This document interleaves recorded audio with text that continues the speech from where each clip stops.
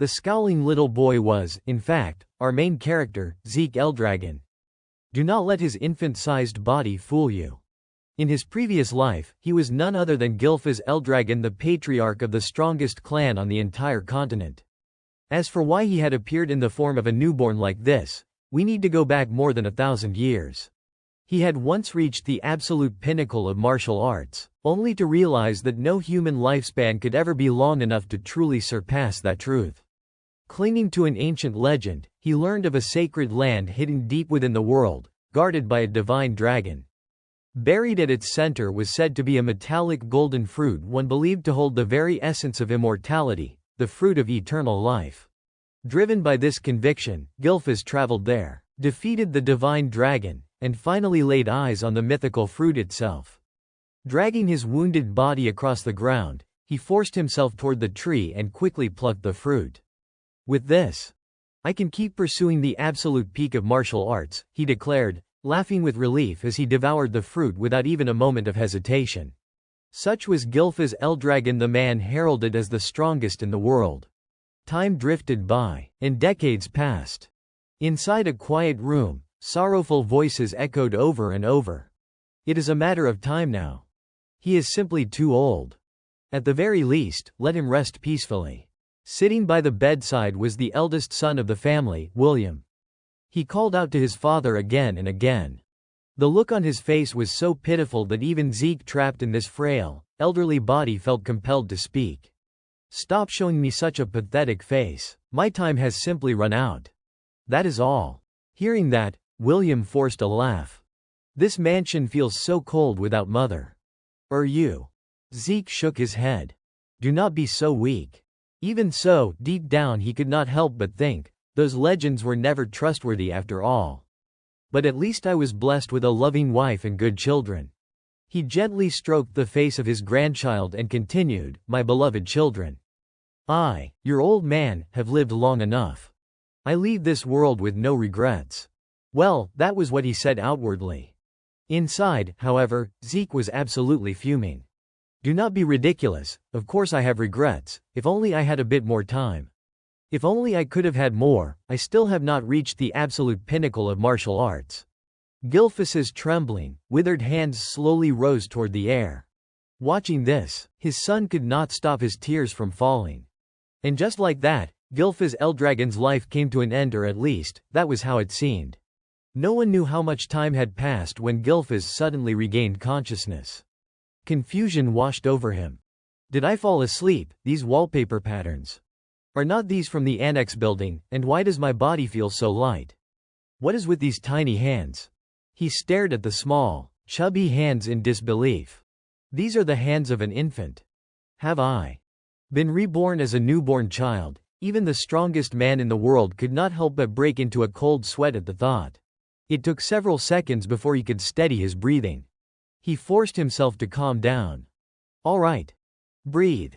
For someone like me, someone who reached the 10-star level, to be dragged into such a bizarre situation without noticing anything. Something is clearly wrong. Who could have done this, and how? As he thought it over, a sudden spark lit up in his mind when he recalled something. Could it be? Because of that fruit, I get it now. The effect of that fruit was not immortality at all, it was reincarnation. I never expected this. But this is incredible. This is a blessing in disguise. Now I can finally witness the absolute pinnacle of martial arts. The moment that idea struck him, our protagonist could not stop grinning from ear to ear. He then glanced around, taking in the scene inside the room, rows of cradles, each carrying a different infant. Given the circumstances, Gilfaz quickly pieced together his situation. Let us see. There are other babies sleeping here. If I am in the annex building, that means I have been reborn into the Eldragon family again. But why are there so many infants packed together like this? Just as that thought crossed his mind, a group of maids entered the room carrying a metal pitcher filled with some kind of red liquid, along with several empty baby bottles. As they began pouring the mysterious mixture into the bottles, Zeke calmly analyzed the scene. These are Eldragon family maids.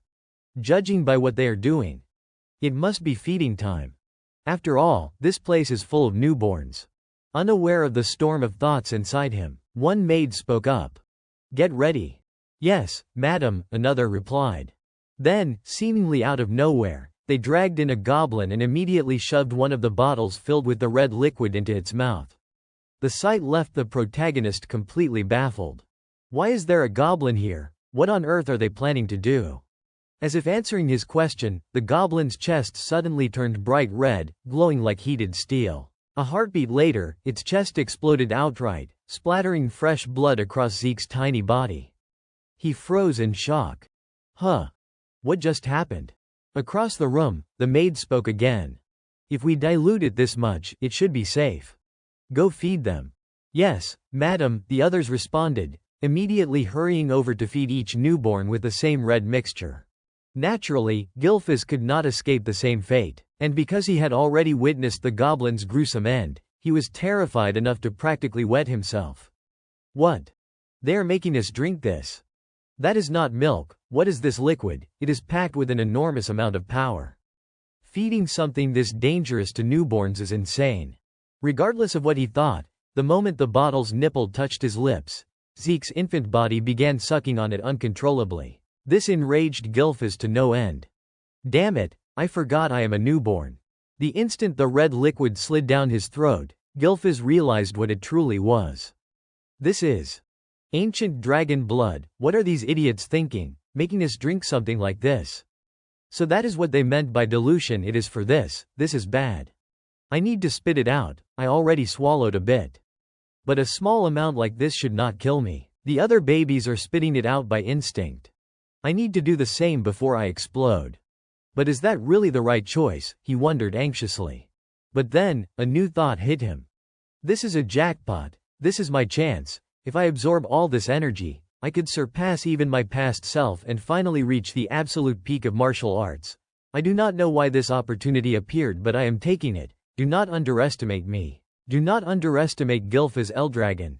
Inside, Zeke roared with determination, even as his tiny body clenched and trembled in agony, enduring the searing pain brought on by the ancient dragon blood. Zeke's eyebrows drew tightly together as he silently fumed. Do not you dare underestimate Gilfis Eldragon. One of the maids gasped when she saw how fiercely he was gripping the bottle. This baby, she blurted out in surprise. Zeke puffed out his cheeks, furrowed his brows, and sucked with all his might, thinking, I will absorb every last drop of this ancient dragon's power. And when I do, I will finally reach the absolute pinnacle of martial arts, the very height I failed to attain in my previous life. Inside his mind, an enormous ancient dragon unfurled its wings and let out an unending, thunderous roar. Its two eyes flashed with golden light as it glared at another dragon before it. Zeke watched in disbelief as the ancient dragon sank its teeth deep into the other dragon's neck. What? This power is being absorbed so easily. No, this is perfect, he realized, awestruck. Outside that mental battlefield, his tiny body rested on the soft cradle, his brow still furrowed as he took in the world around him with deep contemplation. Somehow, I managed to pull it off. He lay there, quietly sensing the faint pulses of energy from the nearby cradles. The other babies survived too. I guess you really should not underestimate the survival instincts of newborns. Damn it. This infant body is a real nuisance. After a long moment, sleepiness washed over him. He slipped his thumb into his mouth and drifted off, unable to resist the overwhelming drowsiness. Time flashed by. 7 years later, deep within a forest, a firm voice echoed through the trees, counting steadily. 998. 999. Zeke was braced against the ground on one hand, a massive boulder strapped to his legs as he performed push-ups. With a sharp exhale, he kicked hard, launching the boulder high into the sky. A split second later, he darted sideways, narrowly avoiding the stone as it plummeted back down with crushing force. The former head of the Eldragon family, Gilfis, now living anew as Zeke Eldragon, lowered his gaze to his own hands in admiration. Still this incredible physique. All thanks to ancient dragon blood. His thoughts turned to the world he now lived in, a world where every living being possessed some form of power. He remembered the bottle from back then, the ancient dragon blood he and the other infants had been forced to drink, a substance overflowing with unending strength. The memory of that colossal energy resurfaced as he pondered. Those children who consumed it. even if only a little. Must have gained bodies far stronger than ordinary humans. Zeke felt the vast power coursing through him and reflected further. Combined with the divine dragon's strength I defeated in my previous life now residing within me, I, Zeke, the only child who fully absorbed the entirety of the ancient dragon's power, have undergone changes so profound that even I can hardly believe it. He closed his eyes, feeling a quiet pang of frustration settle in his chest. Even after everything, he had only managed to reach 1 star. Zeke lowered his gaze to his hands and muttered under his breath, "Only 1 star. This is terrible. By now, I should have at least hit 4 stars. Stars, those luminous points, are the manifestations of power a person gains when pushed to their absolute limits." He focused inward, sensing the energy emanating from deep within his body. The body was like a universe unto itself, filled with drifting celestial lights. The more stars one possessed, the greater the strength they commanded. But with every additional star, creating the next one became exponentially harder. Zeke clenched his fists tightly, lost in thought.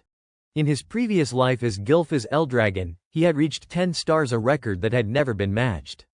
He had been the only person in the world to achieve such overwhelming power. He swept his hand back through his hair and murmured to himself, "But time really does fly. 7 years have already passed since I reincarnated as the illegitimate son of the current Eldragon clan master." Zeke thought of his parents and sighed inwardly. "My mother is gone, and my father has never once shown himself. I have my doubts about his qualities as a parent. But more than that." He scratched his cheek and suddenly muttered aloud, "8,000 years later, huh?" The memory of the maids feeding ancient dragon blood to the infants flickered through his mind, as if reincarnation was not shocking enough. But to be reborn a whole 1,000 years after my previous life, before I could even grasp the flow of time I would awakened into, this world had already turned into a place where only the strongest survive under relentless trials. And the best example is that ritual. He recalled the cold, ornate seat of the Eldragon clan and the horrifying practice tied to it, forcing newborns to drink ancient dragon blood. It was a rite known as the Dragon's Trial. Zeke thought of the survivors and mused, only the infants who survive that ordeal are deemed worthy to receive proper Eldragon warrior training. At least, that is how it should have been. He turned his head just as a maid stepped out, clearly searching for him. Zeke stared directly at her and declared, "I am afraid I can't answer that question." He thought back to the past 7 years, 7 whole years without a single instructor or mentor assigned to him. With agitation flooding his expression, he raised his voice at the maid. "Is not it strange? Anyone who passes the trial is supposed to receive combat training, right? But here there are only maids." Hearing that, she blinked in confusion and asked, "Is there something wrong with that, sir?" Zeke stiffened, caught off guard, stammering as he replied, No, there is no problem. But Zeke jabbed a thumb at his own chest and shouted that, right now, physical training mattered far more to him than learning how to fight. After all, that was something he could handle on his own. With one hand planted on his hip, he glanced toward the maid and asked, at the very least, he wanted to know a little about the other children or about the main clan. Did not she think so? She listened and replied with a cold, flat tone that she feared she could not answer that. Zeke frowned and pressed again, saying he was only talking about family matters, nothing more. Did not she understand? She closed her eyes for a moment and repeated that she feared she could not answer. Hearing that, his expression darkened, and he barked, "Is that really all you can say?" The maid frowned as well and, with the same icy tone, repeated once more that she feared she could not answer that. Planting both hands on his hips, Zeke protested loudly, saying that treating him like this felt a bit harsh, did not it? She bowed her head respectfully and explained that their orders were only to attend to his daily needs. He stared at her, thinking to himself that this maid was already at the 3-star level. If all he needed was basic combat instruction, even an ordinary servant should have been enough. A moment later, under her puzzled gaze, Zeke turned around and walked off, muttering that whatever he was heading into the forest. Living together for 7 years yet only having minimal interaction like this was downright bizarre. Right then, he glanced back over his shoulder and asked, almost accusingly, "So you have finally decided to ignore me, huh?" With that, Zeke headed alone into the deep, overgrown forest where no one else was in sight. He reached out, grabbed a small sapling, and yanked it clean out of the ground in one swift motion before stuffing the entire thing into his mouth and chewing with force. He immediately stuck out his tongue with a groan. The poisonous grass still tasted disgusting, absolutely vile, but he told himself it counted as training. He scanned the area, muttering under his breath for patience, just patience.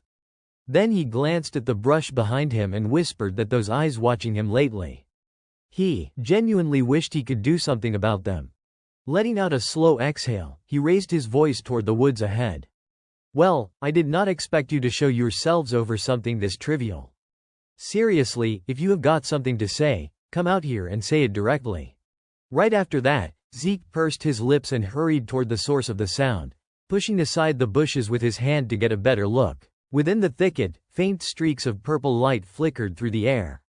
He crouched behind a dense cluster of shrubs and whispered to himself that something was definitely lurking over there. Through the leaves, he spotted a boar shrouded from head to hoof in black mist. A thought clicked into place: this was a berserk boar. Zeke frowned, staring hard at the creature, wondering why black mist, something that had supposedly vanished from the world 1,000 years ago, was appearing now. What in the world was it? Suddenly, the boar snapped its head toward Zeke, its entire body seething with black fog as it fixed its gaze on him. A moment later, it charged straight at him with explosive force. Zeke's face lit up with excitement, a wide grin spreading across his lips as the beast rushed closer. At the very last moment, he slipped to the side, dodging its attack.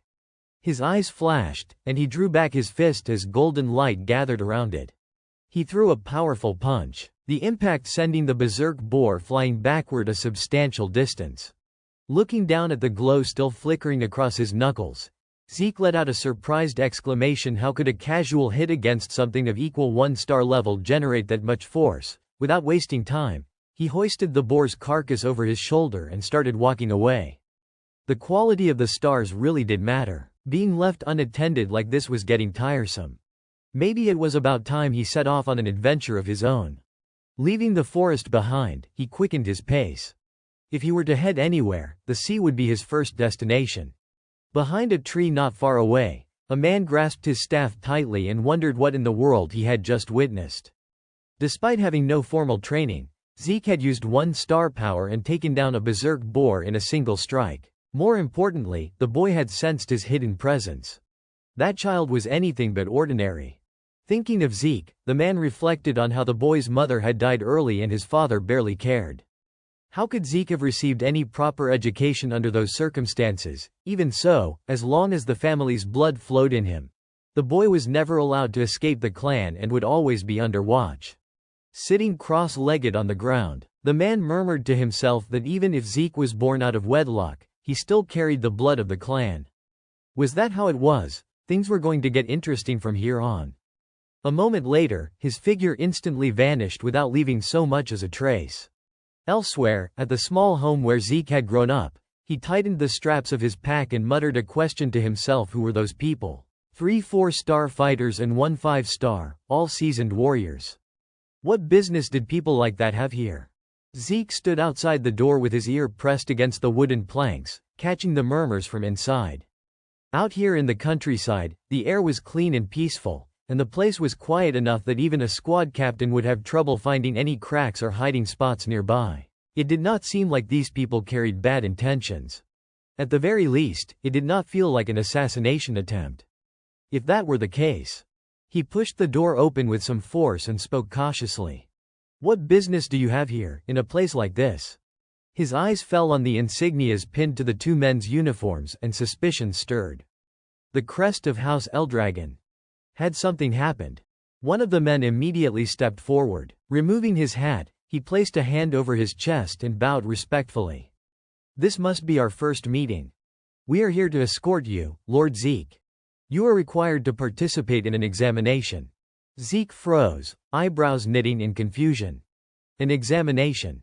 A heartbeat later, his eyes widened, his jaw dropped, and a sharp cry escaped him. What?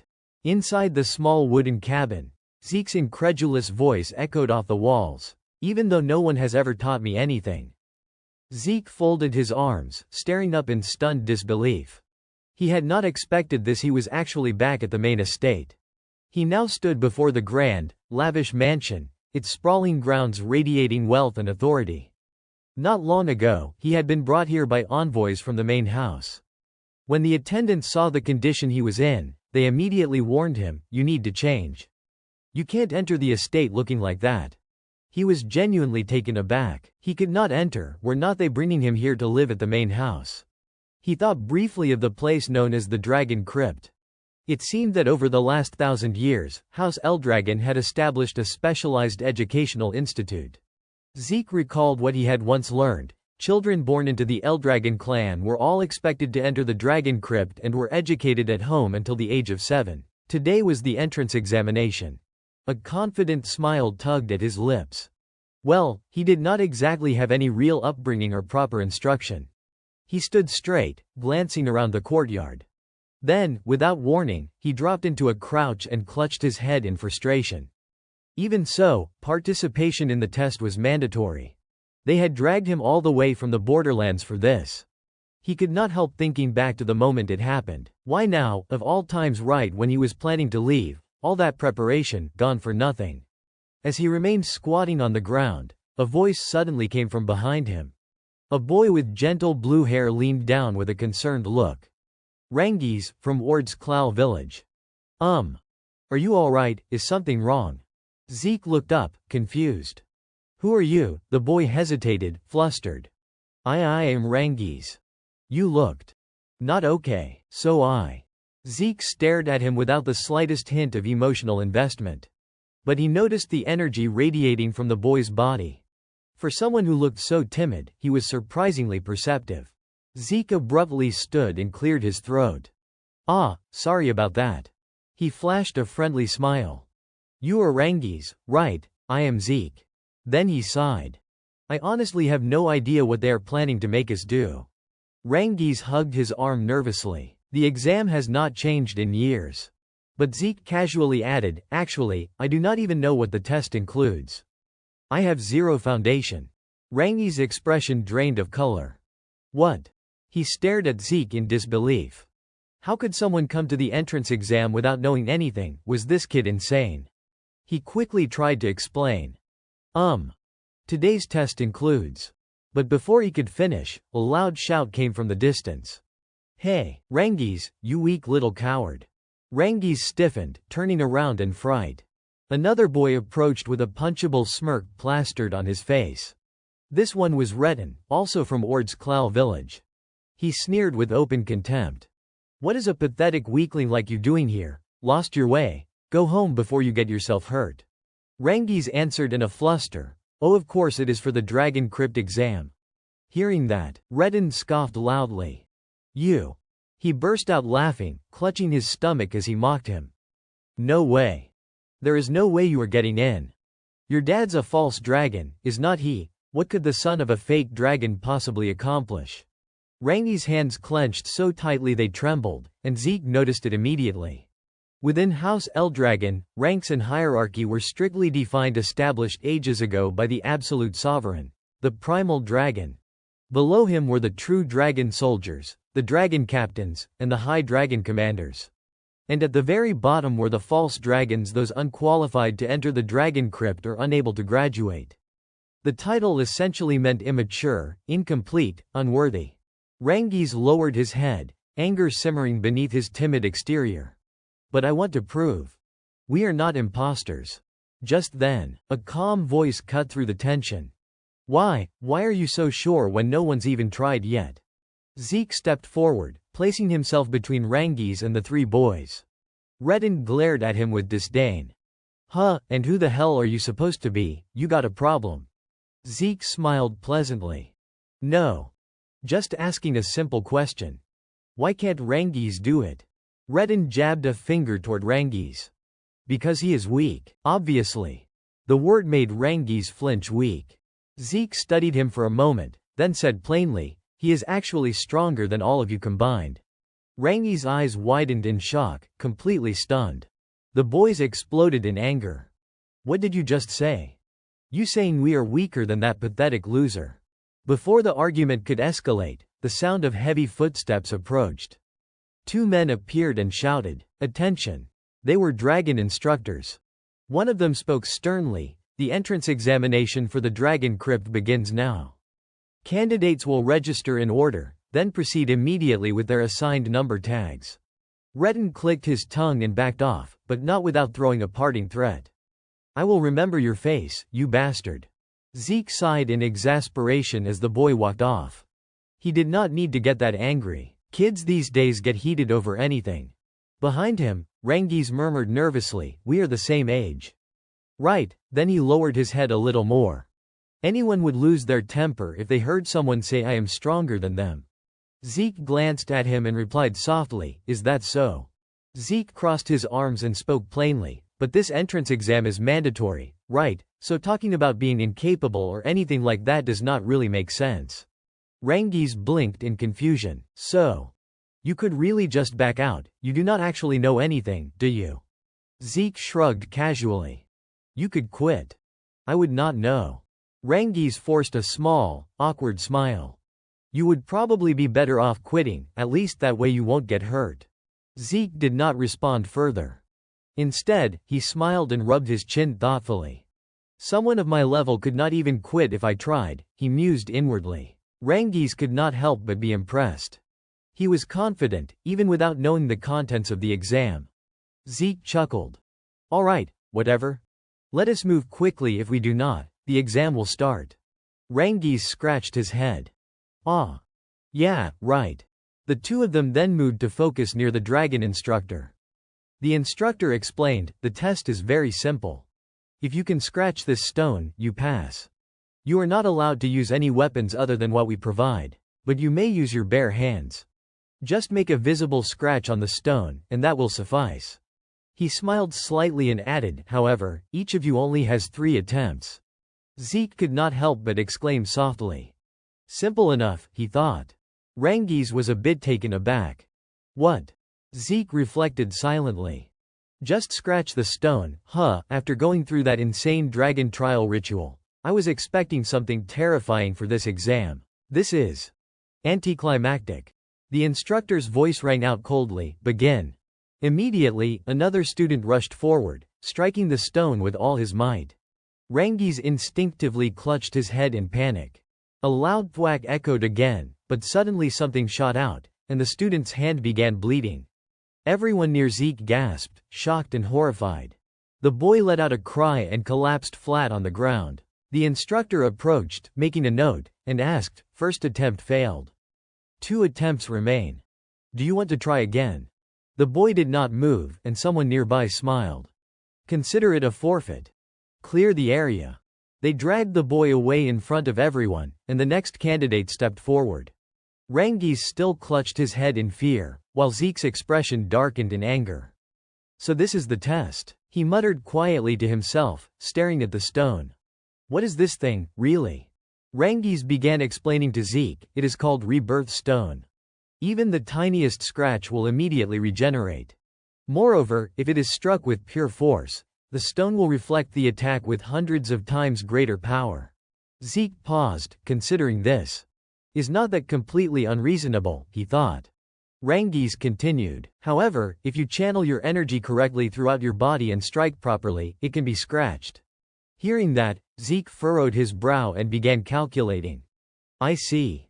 From what I have gathered, the martial techniques themselves are far less important than mastering control over one's energy." His gaze flicked around the testing area. Everyone present was tense, eyes fixed downward. It seemed that very few would pass this test, even the ones who had been confident earlier in the morning. From across the area, cries of despair rang out. One boy was so scared he began to cry as his number, 51, was called and he failed. Then another, number 202, also failed.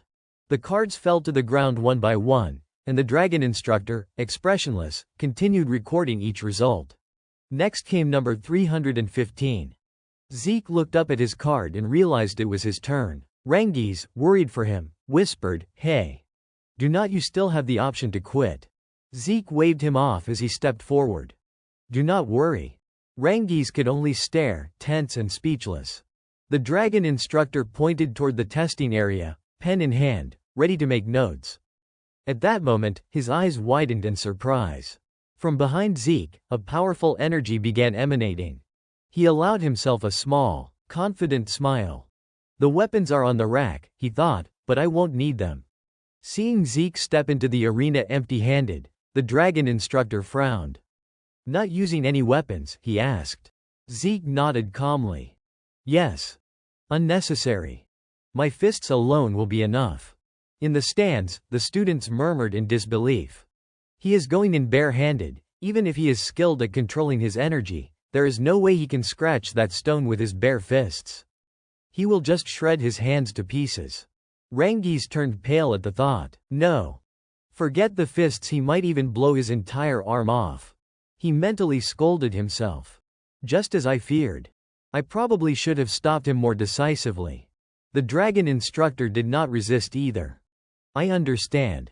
Then, begin. As Zeke touched the stone, he silently assessed it. This is the first time I have seen a mineral like this. It must have been formed over thousands of years. There is so much here I still do not understand. But it is fine. He steadied himself. No problem. Then, without hesitation, he swung his fist. Rangi's leapt up in panic. This is not good. I have to stop him, he shouted. Zeke. Meanwhile, Zeke was practically vibrating with excitement. With this, I can release my full power right now. Rangi's could only stare in shock as Zeke made no move to stop. The technique Zeke used was none other than the Dragon Destruction martial art, first form. Critical strike. In the blink of an eye, the stone exploded, chunks of rock flying in all directions. The force was so immense that even students sitting far in the stands were terrified. The dragon instructor stood frozen, utterly shocked. This went far beyond anything he had imagined. Zeke smirked arrogantly. Just as I predicted. Feeling satisfied, he thought, still, this technique is a little beyond what my current body can fully handle. I will need more training. The stands fell silent, no one able to recover from what had just happened. After a moment, Redden yelled in frustration. He shattered the stone. At the same time, Lika praised him. Interesting. Rangi's, however, remained stunned, unable to comprehend what had just occurred. He finally shouted in shock, "What?" Meanwhile, the dragon instructor silently calculated. Impossible. That boy shattered half of a rebirth stone. That is only possible for someone with a 4-star level or higher, and yet this child did it. Doubt filled the dragon instructor's mind. Though he is an illegitimate child, he truly carries the blood of the main family. But that technique. I feel like I have seen it somewhere before. Seeing the dragon instructor still stunned, Zeke spoke up. Excuse me, examiner, may I ask? What is the result of my test? The dragon instructor promptly declared, number 315. Passed. He handed Zeke a gift. Curious, Zeke tilted his head. What is this? At the same time, the examiner whispered, could you hurry up a bit, I still need to clean up the area. Zeke stomped his foot in frustration. Is everyone in this era always in such a rush? Can't they slow down a bit? Rangi's rushed over with admiration in his eyes. Zeke. Amazing, you actually shattered it. Zeke grinned, feeling pleased. Well, that was easy. Remembering the gift, he asked, ah, right. Rangi's, what is this? Rangi's looked up and replied, you were given a recovery potion. Zeke's brow furrowed in confusion. A recovery potion? He asked further, still skeptical. It does not seem poisonous. Do not tell me this is some kind of spirit elixir. In truth, it was the Van Suyen Min Dao, a potion crafted from extremely rare ingredients. More specifically, it contained herbs that only grew in hidden sanctuaries and cores imbued with pure energy from divine beasts and illusionary creatures, monsters so formidable that even defeating them was a challenge. Its effects were remarkable. It could instantly heal not only fresh wounds but even old scars, and it greatly enhanced the user's energy reserves. However, because the ingredients were incredibly difficult to gather and the alchemy painstakingly complex, it was exceedingly rare. Zeke decided to take a sip, curious to see what made it special. To his surprise, the wound on his arm healed in an instant. He stared in disbelief. This really is a spirit elixir. Rangi's explained, I do not know much about spirit elixirs, But the recovery potions prepared by the Eldragon family are definitely far superior to the ones sold publicly. Zeke hesitated for a moment, then admitted honestly, I am definitely impressed. Even serious injuries like these are healed instantly. However, he felt slightly disappointed. It does not seem to increase my energy like a true spirit elixir.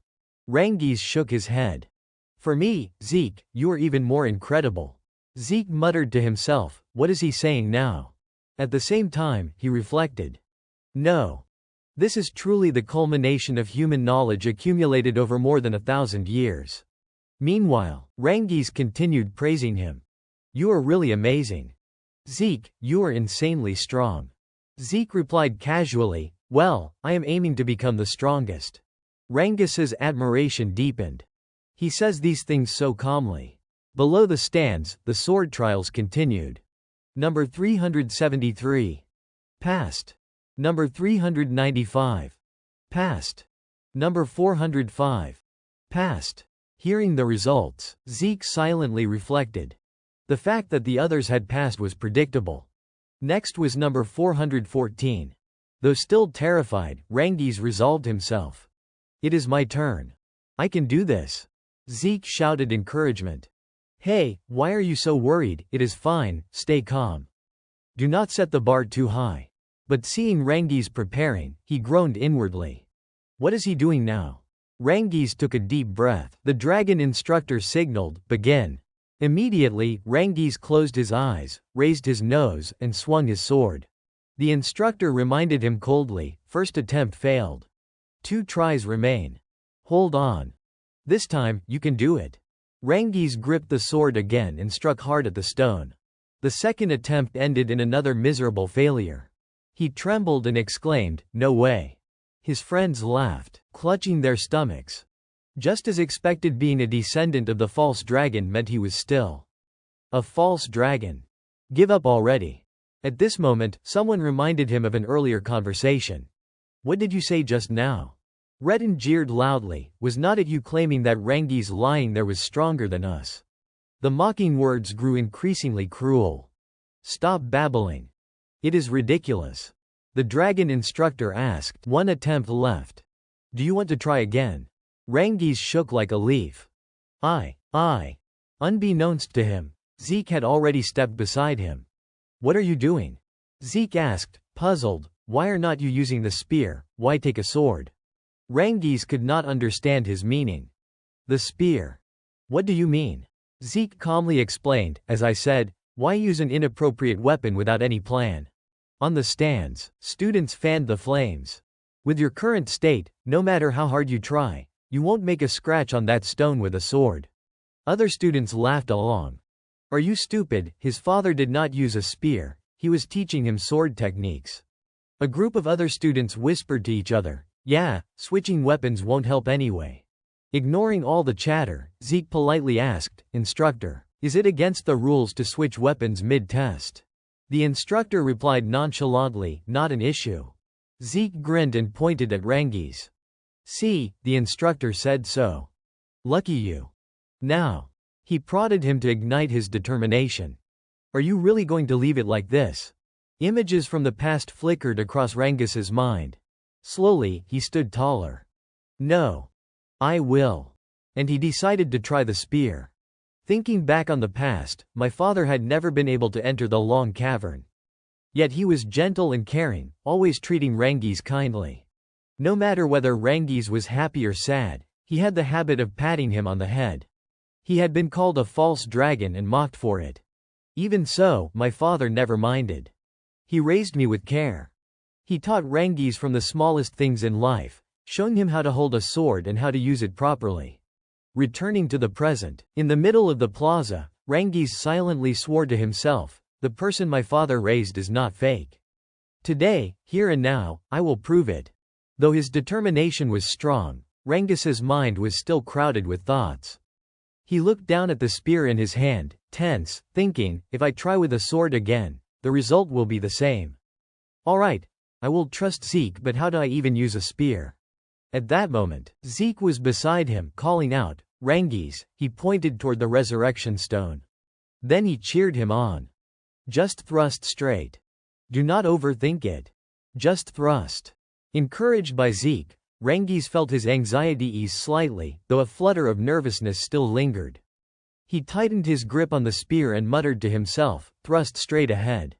His mind unconsciously recalled the times when Redden had mocked him, and then he remembered Zeke always standing by his side. Rengis thought, normally, if I just thrust straight with a spear I have never held before, there is no way I could scratch the resurrection stone.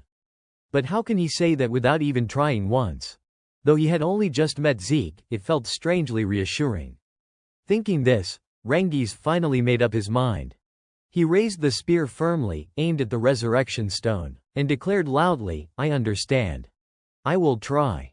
He reminded himself repeatedly that, because Zeke trusted him, he would also try to trust in himself. With that thought, he charged toward the resurrection stone, the spear in his hand faintly glowing with a soft light. Rengis could feel the power the spear granted him, a mixture of excitement and trepidation. He had held a sword before, but never had the flow of energy through him felt so intense. No more overthinking, he thought, shouting as he thrust with all his might toward the resurrection stone. Redden and the others, unaware of what was about to happen, laughed uproariously, mocking him. See, I told you. Just switching weapons won't help him do anything. Time seemed to slow as Rengis's spear accelerated toward the stone. He could hardly believe it. It felt as if the spear had always been a part of his body from the start.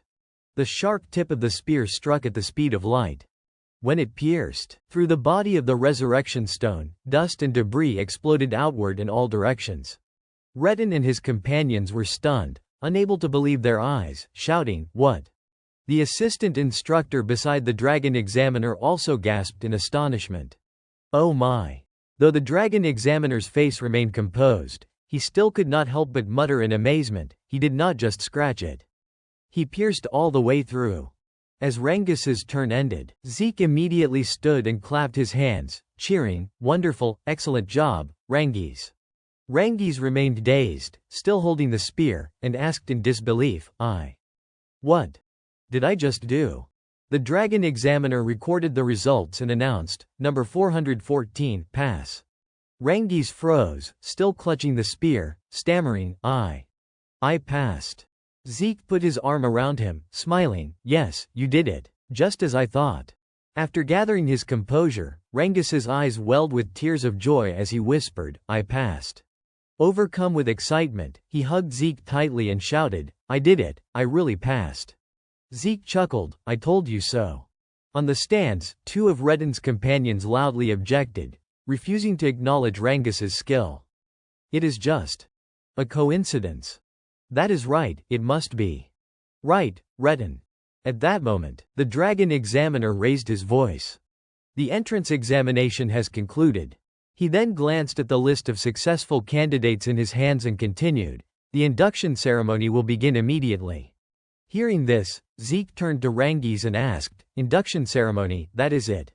Rengis, pale from exhaustion and excitement, answered honestly, "Yes." "There might be other tests after we start classes." Zeke asked again, "So what do we do now?" Rengis did not know, and gave a vague response, "I guess there is nothing for us to do." At that moment, steady footsteps echoed across the plaza. A dignified procession slowly emerged into the center of the square. Seeing them, the dragon examiner announced, "The leader of the Eldragon clan will give a congratulatory speech for all of you." Zeke's attention was drawn to a man standing silently among the group, radiating an imposing aura. Curious, Zeke asked Rengis, "Who is that dark guy?" Rengis turned pale at Zeke's blunt phrasing but replied truthfully, "That is the clan head."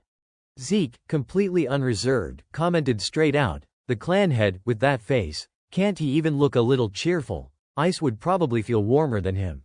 Hearing this, Rengis panicked and quickly covered Zeke's mouth, half pleading, half demanding, "Please, be quiet. Please."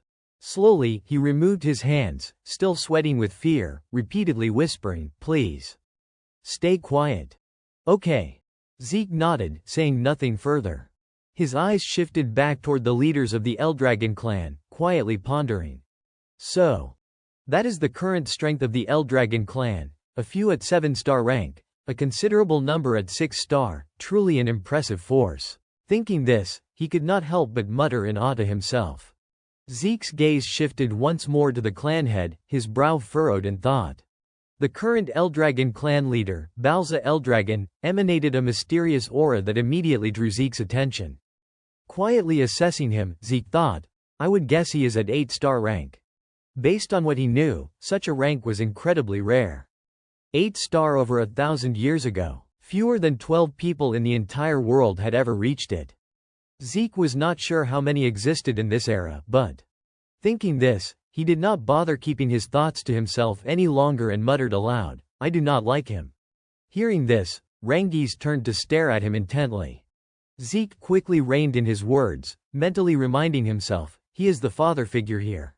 The other leaders of the Eldragon clan stepped aside, clearing a path for Balza to approach the center of the plaza. The Dragon Examiner raised his voice to announce, everyone, focus. A few words from Lord Balza. Balza strode straight to the central position. When he spoke, his voice was cold and void of warmth. He said simply, strive. Become the flesh and blood of Eldragon.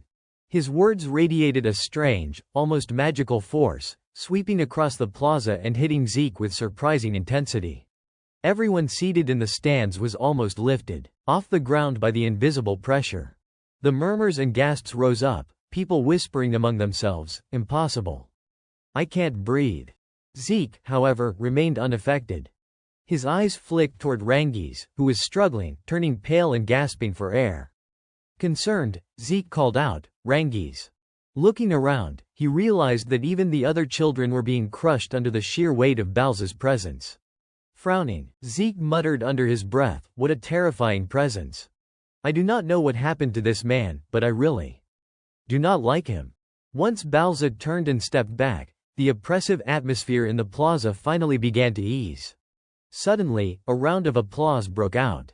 Another man, also a leader within the Eldragon clan, stepped forward, laughing heartily as he continued Balza's address. Indeed, those were valuable words of encouragement. Lord Balza places high expectations on you all. Zeke's attention snapped to him, curiosity piqued. Who is he? The man's deep, booming voice carried across the plaza. I won't waste time with long greetings. Strive, young ones. Finishing his statement, he laughed again, loud and rich, leaving Zeke even more intrigued, wondering just who this man might be.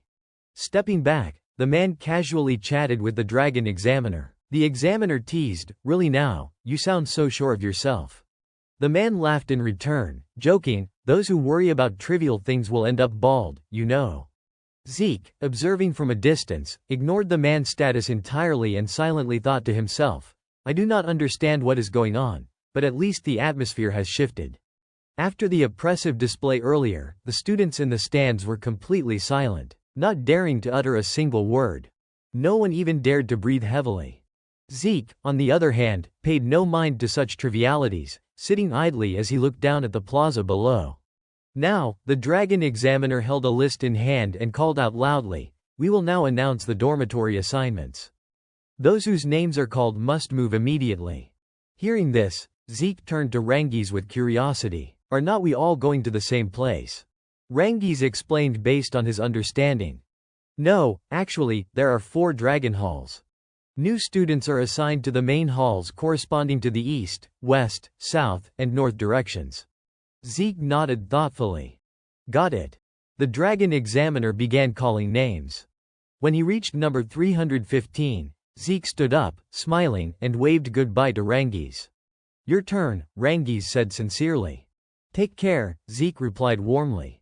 Yeah, you too, Zeke, Rangiz responded. At the Eastern Dragon Hall, grand classical buildings lined wide, shaded gardens. Holding a note in his hands, Zeke scratched his head and muttered, after 1,000 years, so much has changed. This way. After some struggle and wandering through the hallways, he finally found his dormitory. Relief washed over him as he exclaimed, here it is, oh no, I am late from getting lost. My roommate must have arrived already.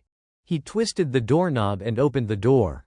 Inside, he cheerfully waved and greeted the person there, his tone friendly. Sorry to keep you waiting. From today onward, we are roommates. Pausing for a moment, he studied the person in front of him, puzzled, and asked cautiously, "You are?" Zeke grinned, revealing his teeth, and muttered in amazement, "Seems like we are quite lucky, huh, Rangies?" The blue-haired boy smiled back. "Yeah. I was worried I would be alone. This is really nice." Then Zeke plopped down onto the bed. "So, nothing left to do today?" Rangies stepped closer and replied, "That is right. The training session starts tomorrow." Zeke pursed his lips and murmured to himself. Seeing his reaction, Rangies asked, "Are you even listening? The instructor already said so." Zeke gave a bright smile and thumbs up. "I did not hear a thing." Rangies immediately yelled, "That is not something to brag about." Then he spoke in a more serious tone, "Anyway, we should get some sleep. Training begins tomorrow." Bathed in the soft light of the setting sun streaming through the window, Zeke fell silent, lost in thought. Memories of everything he had experienced flickered through his mind. I had planned to escape this boring house and go adventuring. But that rebirth stone, and that medicine. The entrance exam alone was far more interesting than I expected. Unconsciously, Zeke's eyes drifted toward the window. To truly understand what has changed over 1,000 years, staying with the Eldragon clan a while longer might not be such a bad idea. Time passed quickly. A month later, within the Eldragon clan fortress. On the training grounds, a group of students trembled as they lifted heavy weights with both hands, while someone shouted incessantly, "Listen, the dragon chi I have taught you is the supreme breathing technique created by the 15th generation clan leader of the Eldragon family." The dragon examiner stood solemnly and added in a loud voice, "You must master this technique and be able to use it flawlessly in any situation." As soon as he finished speaking, his gaze turned contemplative toward another direction. Before him, Lika had her eyes closed, performing the technique skillfully, making him ponder. Many students had already gained control over their dragon chi, and the flow of energy from the young lady seemed to overflow, showing signs that she was approaching the second star level. But the dragon examiner's suspicious gaze shifted elsewhere. Toward the boy. Zeke sat on the other side, calmly lifting the weights while also carrying 3 additional large and small stones on his back. What in the world? The boy possessed the blood of a clan leader, yet he had no formal instructor or structured training. The dragon examiner watched from behind, silently observing, but he could not hide his astonishment. What is this scene even? Meanwhile, Zeke breathed calmly in and out, quietly thinking to himself, "I did not expect the Dragon King's chi technique, which I created, to have been modified and widely circulated under the name Dragon Chi." Zeke sat cross-legged, his expression carrying a hint of boredom, while a golden aura swirled around his body. The breathing technique he was using absorbed energy from the air, channeling it into his body and circulating it to naturally upgrade his power. The effectiveness, he knew, depended entirely on the skill and finesse of the practitioner. For this reason, prestigious clans all devised their own methods, and the perfected techniques were guarded as ultimate secrets. Zeke closed his eyes, thinking to himself, "Dragon Chi is safe and easy to learn. But if my goal is merely meditation, I do not need it." The mature silhouette of his previous life suddenly appeared in his mind, the Dragon King's Chi, passed down by Gilfa's Eldragon. It was the only breathing technique that allowed precise control over energy without interrupting one's breath, even while moving. Its effectiveness was tremendous, but few could inherit it due to its extreme difficulty. In his thoughts, Zeke began mapping out the transmission process of this breathing technique. He quickly deduced, they must have deliberately simplified it so that anyone could use it, thereby raising the collective strength of the entire clan. To think that my technique was passed down to future generations in this modified form. It is touching. I wonder if other martial arts over the past 1,000 years were changed the same way. What an exciting thought. From a corner Zeke could not see, Lika silently observed him with curious eyes. Not long after, the children who had finished their training began eating in the dining hall. Amid the lively atmosphere, 2 of the younger kids looked at their hands reaching for their plates with a mixture of fear and awe. Zeke cheerfully opened his mouth wide to bite into the food he had taken, crumbs sticking to the corners of his mouth. While chewing, he asked with casual concern, "What is wrong? You look lost in thought, Rangies. If you do not eat, you won't get stronger, you know." Rangiz, helpless, asked back, "Why are you so full of energy? Your stamina. It is strange." Zeke casually teased, "It is because you are too weak." He pushed the plate of pastries toward him, grinning. "Eat more, train harder, there is no other way." Rangiz, the blue-haired boy, sighed dejectedly. "I see. I guess that is my lot." In the next moment, Zeke cast a quick glance behind him, noting that a few of the kids really were well trained. At that moment, Lika suddenly stepped closer and spoke. "Hey. You are pretty good." "Right, who are you?" Thinking the same thing in his mind, Zeke instinctively replied, "Who are you?" Rangiz, standing beside him, choked on the sip of water he would just taken. "Huh." Rangiz immediately pulled him closer, lowering his voice to explain. "Zeke, do not you know, this is Miss Lika, the daughter of the clan chief." Zeke responded indifferently, "I did not know."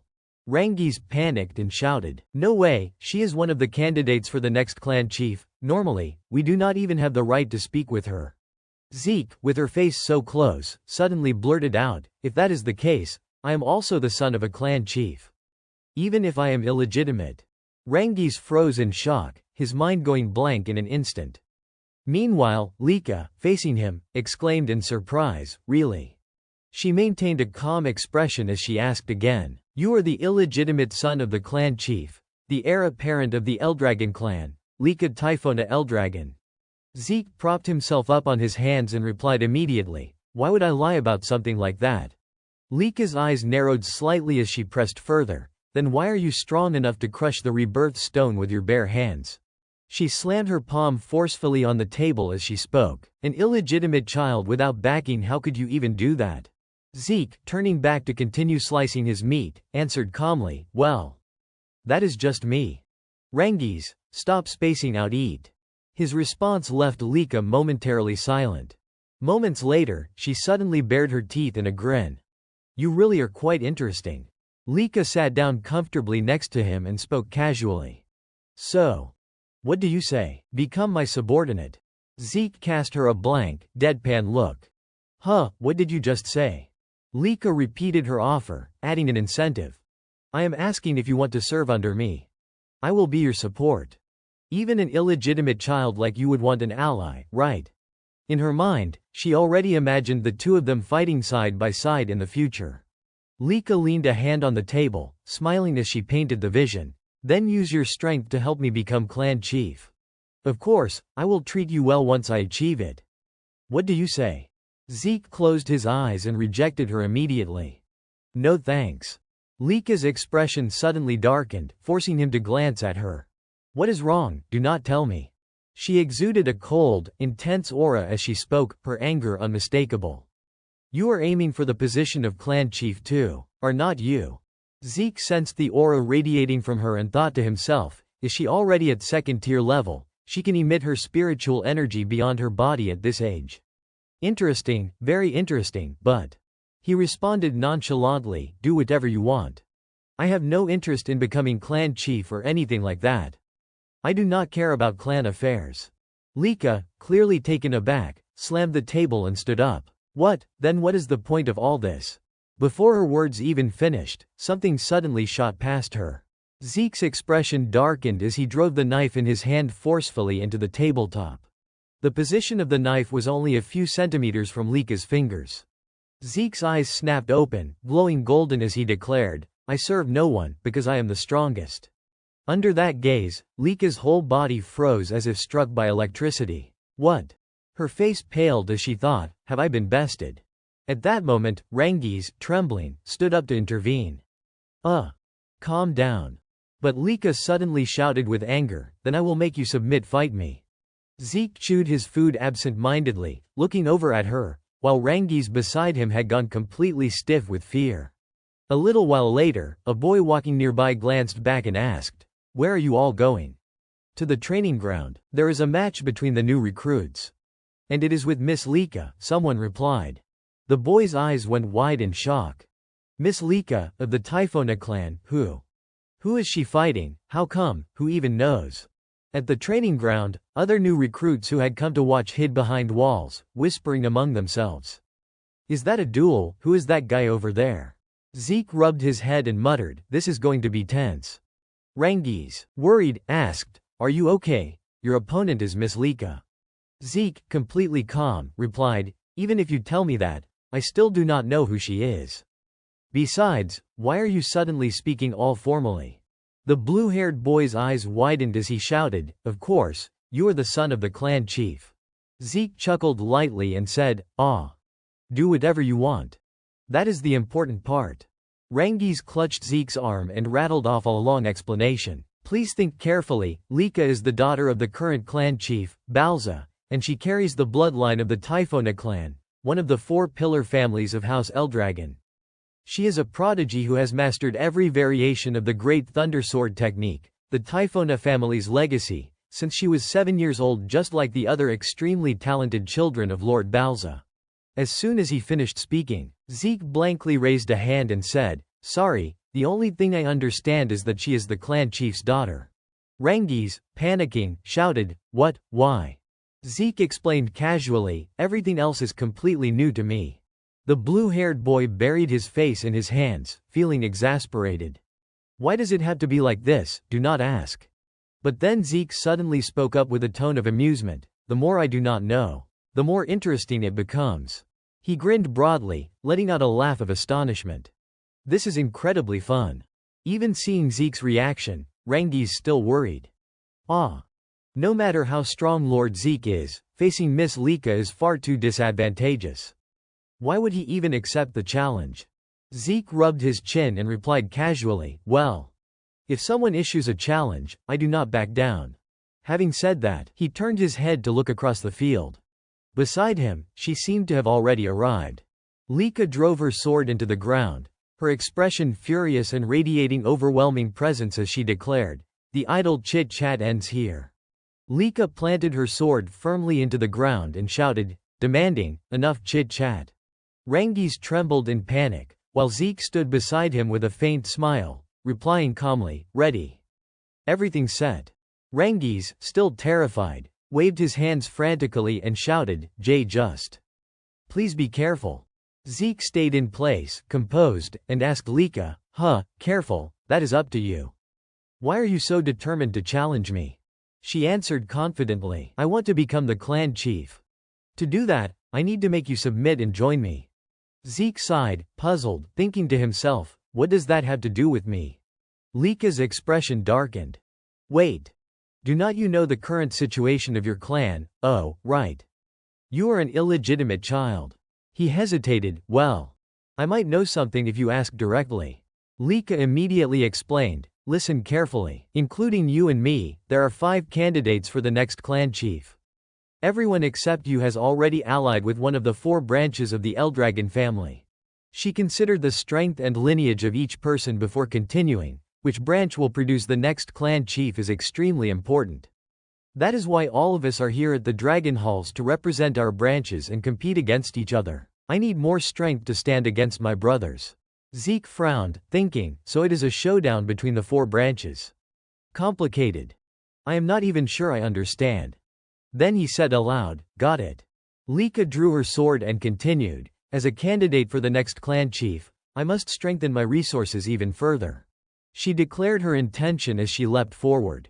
Zeke instinctively raised his head. Alert. Lika lunged at him with her sword raised high, shouting, "Right here. I will defeat you." She swung straight down, but Zeke swiftly dodged to the side. He tilted his head, narrowly avoiding another of Lika's slashes. She shouted in anger, "I won't let you escape." A student watching exclaimed in astonishment, "So fast." Another beside him commented, "She wields that huge heavy sword effortlessly." Lika continued to chase Zeke relentlessly. The observing students whispered among themselves, noting her precise control of her power. Her attacks were only growing faster. This was the strength of a branch heir, the might of a child from the main line of the clan. It was only a matter of time before this duel reached its decisive moment. Lika gritted her teeth, thinking, how is this possible? She swung her sword, but Zeke dodged again. Then, in a swift move, he appeared behind her, grinning teasingly. With a bright smile, he said, "I can't land a single hit." Rangi's eyes widened in astonishment. "Amazing. On the training field, Zeke muttered to himself, assessing Lika. This martial technique. I have never seen anything like it. And with this speed. This is not something you would expect from a first-rank star. Lika shouted in frustration, shut your mouth and focus on the fight. Zeke clenched his fists, replying coolly, I am focusing. That is exactly why. Lika froze, staring at him in disbelief. Without warning, Zeke's fist shot straight into her abdomen. He said coldly, I can counter like this. Lika coughed painfully, clutching her stomach, her sword planted firmly in the ground as she bent over. The students watching from the sidelines whispered in shock. Impossible. Every strike from Miss Lika missed. Who is this guy? Lika lifted her head, gritting her teeth as she demanded, why can't my attacks hit you? For a first-rank star like you, I should have been way faster. I should have outpaced you easily. Zeke smiled faintly. You are definitely faster than most first-rank stars I have encountered. He glanced at her and added, but you are still only a first-rank star. Lika's face darkened with anger. But you are a first-rank star too, you should not be able to keep up with me. Zeke chuckled lightly. It is simple. He observed her movements and explained, breathing, eye movement, muscle tension. By watching these, you can read most of the motions. The rest comes down to experience. Lika straightened, forcing herself up, and swung her sword at him, shouting, how ridiculous. Zeke leaned back, dodging her strike. I told you. Then, planting his hands on the ground, he twisted his body and kicked toward her. She gritted her teeth, furious. Zeke clenched his fist, aiming at her again. I can read you. He struck, sending her flying. Lika slammed into the wall, gasping in pain. Zeke furrowed his brow, remaining silent. A student shouted loudly, Miss Lika. The onlookers whispered in shock, impossible. She actually lost. Miss Lika. She lost. Rangis ran over, exclaiming, Lord Zeke, that is incredible. You actually defeated Miss Lika. Zeke's expression remained cold as he corrected him, no. Not exactly. As the dust settled, Lika stomped her foot, glaring. Zeke smiled slightly, commenting, she focused all her strength into her core to block my strike. Not bad at all. Lika clutched her stomach, gasping for air. Rangis panicked, advising, Miss Lika, that is enough. Zeke interrupted sharply, Rangis, step back. I won't be responsible if you get hit. A faint aura emanated from Lika. Zeke noted to himself, she showed signs earlier. But has she already reached second-rank star? Lika wiped the blood from her face with her hand and slowly stepped back onto the training floor. The students around her gasped in astonishment. Hey! Is not that yes? No mistake, that is a second-rank star mark a white aura. Zeke thought to himself, second-rank star. The state where one can project their power outside their body to use martial techniques. The energy projected like that is called an aura. Lika adjusted her hair and said, thanks. Because of you, I have reached second-rank star, and now. She furrowed her brows, staring intently at Zeke. Raising her sword, she shouted, you do not stand a chance anymore. Zeke dodged her strike and laughed loudly. Fast, I will give you that. Lika swung again toward him, and Zeke feigned amazement. Unbelievable. Suddenly, a small wound appeared on his cheek. Zeke's eyes widened in surprise. What the? He touched the wound with his hand, pondering. I clearly dodged that. Lika stepped closer and said, see. A pale white aura radiated from her entire body as she approached. This is my ability. She raised her sword in front of her chest and continued, now, I have obtained second-rank aura. Yellow lightning crackled around her, and she declared, I will show you the true technique of the Thunder Sword. Zeke stood still, muttering under his breath, so I am about to witness a martial skill I have never seen before. He laughed heartily. This is going to be amazing. At that moment, a flash of light erupted the Thunder Great Sword technique, Thunderlight. Zeke's entire body was surrounded by crackling electricity that surged forward relentlessly. What is this? He smiled and asked aloud, you mean you can control lightning, that is absurd. Lika immediately raised her sword high and shouted toward the one speaking. She slammed the blade straight into the ground, and bolts of electricity shot upward. Zeke quickly leapt into the air, a hint of enjoyment on his face. A lightning net. He smiled down at Lika. This was far beyond what he had seen before. Even now, the bolts of lightning posed a serious challenge. Those watching from above gasped. What kind of battle is this? Just advancing one rank and everything changes this much. Rangus's face was pale with worry as he observed from below. Lord Zeke. Meanwhile, Zeke calmly studied his opponent's weapon and calculated his next move. The motions themselves were fairly simple, not much had changed from before, but he locked eyes with her sharp gaze. The moment she reached second rank and gained her aura, the full force of the Thunder Great Sword technique erupted. I thought she was only faster than before. But now, she is even faster, and that lightning. It is so mysterious. Zeke smiled as he surged forward. She can engulf a person in this storm of lightning. I could counter now, but he hesitated as he watched Lika's sword lines. I am genuinely curious, what is this power really? On her side, Lika grinned with pride. He is still so calm in a situation like this, she thought. Well then. She swung her sword swiftly. I will wipe that smile off your face. Her feet moved quickly, lifting off the ground as she executed her technique. Thunder Light Shift. Zeke dodged to the side, analyzing the move. It is like a pillar of lightning. Then, a massive explosion erupted in the distance, sending rocks and debris flying in all directions. Rangi's, alarmed, clutched the wall and leapt down. Lord Zeke, he shouted. From behind, others called out, wait, hold on. Yet Zeke stood upright, still smiling. To Lika, this seemed like a provocation, and she immediately unleashed another strike, Thunderlight.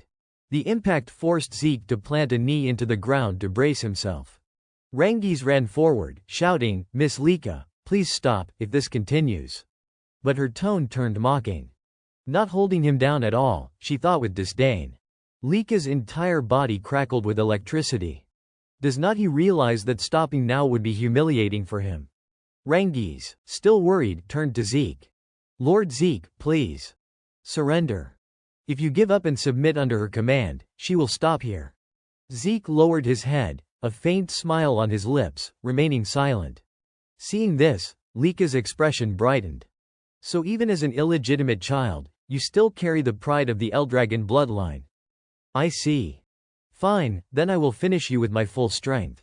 She raised her sword high, and powerful bolts of lightning surged forth. The great sword technique, first secret, Celestial Thunder. The lightning struck Zeke's body, forming a towering pillar of light. He was immediately jolted by the electricity, his vision going blank as the crackling thunder echoed around him. Rangis panicked, waving his hands frantically. Lord Zeke. Zeke collapsed unconscious onto the ground, completely still. Lika slammed her sword into the ground with brute force. She turned away, unconcerned. Too bad, but the match ends here. Suddenly, a voice rang out. I understand now. A pillar of light appeared from behind Lika. She spun around, startled. How? How is that possible? How do you have the aura of lightning? Zeke, still smiling, stood upright. Ah. So this is called a lightning aura. He hesitated, then said cheerfully, you want to know how? Folding his arms and adopting a serious tone, he replied, I do not actually know myself. Lika froze, stunned. Zeke continued with a light-hearted tone, I deliberately took your attacks to study this power, but somehow I can use it too. Lika repeated in disbelief, you can use it, that is impossible. In his mind, Zeke mused happily, while taking these mysterious lightning strikes, I have been continuously using my breathing technique, Long King's Breath. When she unleashed all that electricity, the technique reacted to her lightning.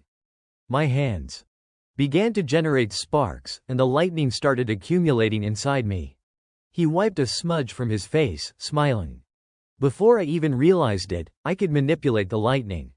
I do not know the exact principle, but I must have some unique constitution. No, wait.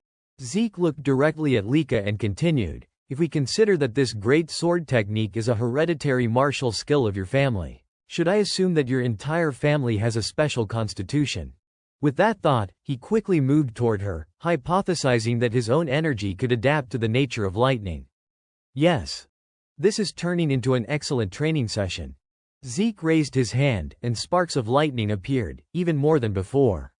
He smiled, clenching his fist, his entire body radiating powerful electricity. Thanks to her, I have also reached 2nd star level. But the fight is not over yet. His eyes quickly flicked to one direction. At that moment, Lika suddenly swung her sword toward him. Zeke lifted his head, smiling, and said, "It is not over." Then, lightning flared suddenly as he moved with astonishing speed. After unleashing his new power, Zeke could not help but exclaim, "This is." He analyzed the flow of energy in his mind. Right now, as this power surges, it is affecting every nerve, reinforcing my body. What an incredible, unique constitution. All my senses are heightened. He murmured to himself, I need to get used to this a bit. Meanwhile, Rangiz was still in shock, unable to recover. A battle between candidates for clan chief. Even watching this is hard to keep up with. Am I imagining all of this? The two of them collided, and Zeke easily dodged her strikes. Her lightning-like sword attacks are no longer effective, he thought, astonished. Lika, losing her composure, shouted angrily, "Are you mocking me?" Zeke smiled calmly. "I am not teasing you at all." Then he surged forward, striking straight at her sword. I am truly taking her seriously as a formidable opponent, he thought. Feeling the immense power behind his strike, Lika stepped back, gripping her sword tightly. Zeke flexed his wrists to warm his body and grinned. The right distance. Here it is. It is time to end this fight. It has been a while now. Maybe I will create a new technique. Lika froze, her voice trembling. A technique? Zeke nodded. Exactly. The first technique. No, let us call it a secret technique. At this, Lika's face paled in shock and disbelief. A technique. So he truly has been trained in a secret martial art. Which branch of the clan taught him this, and he created a technique so easily, I just can't understand him. Suddenly, he appeared directly in front of her, grinning. Distracted. Lika gasped in alarm. No. Before she could dodge, Zeke pressed his hand firmly against her chest. Long devastation secret technique. He unleashed his full strength and immediately attacked Extreme Thunderclaw. Lika was struck by the surge of electricity, her knees buckling to the ground. A voice rang out amid Rangiz's stunned expression, "The match is over." Zeke smiled, looking down at Lika with admiration. That was truly an interesting fight. She struggled to stand, disbelief written all over her face. No. It can't be. I have lost. Her teeth clenched tightly in frustration. I absolutely must become clan chief. She gazed up at the sky, her expression heavy with determination. I have to defeat my brothers. Before her eyes, it seemed, her older brothers still looked down on her. I must become clan chief. I absolutely cannot lose. At that moment, Zeke spoke, his voice calm yet sincere. Wonderful. You are incredibly strong. Lika flinched at his words.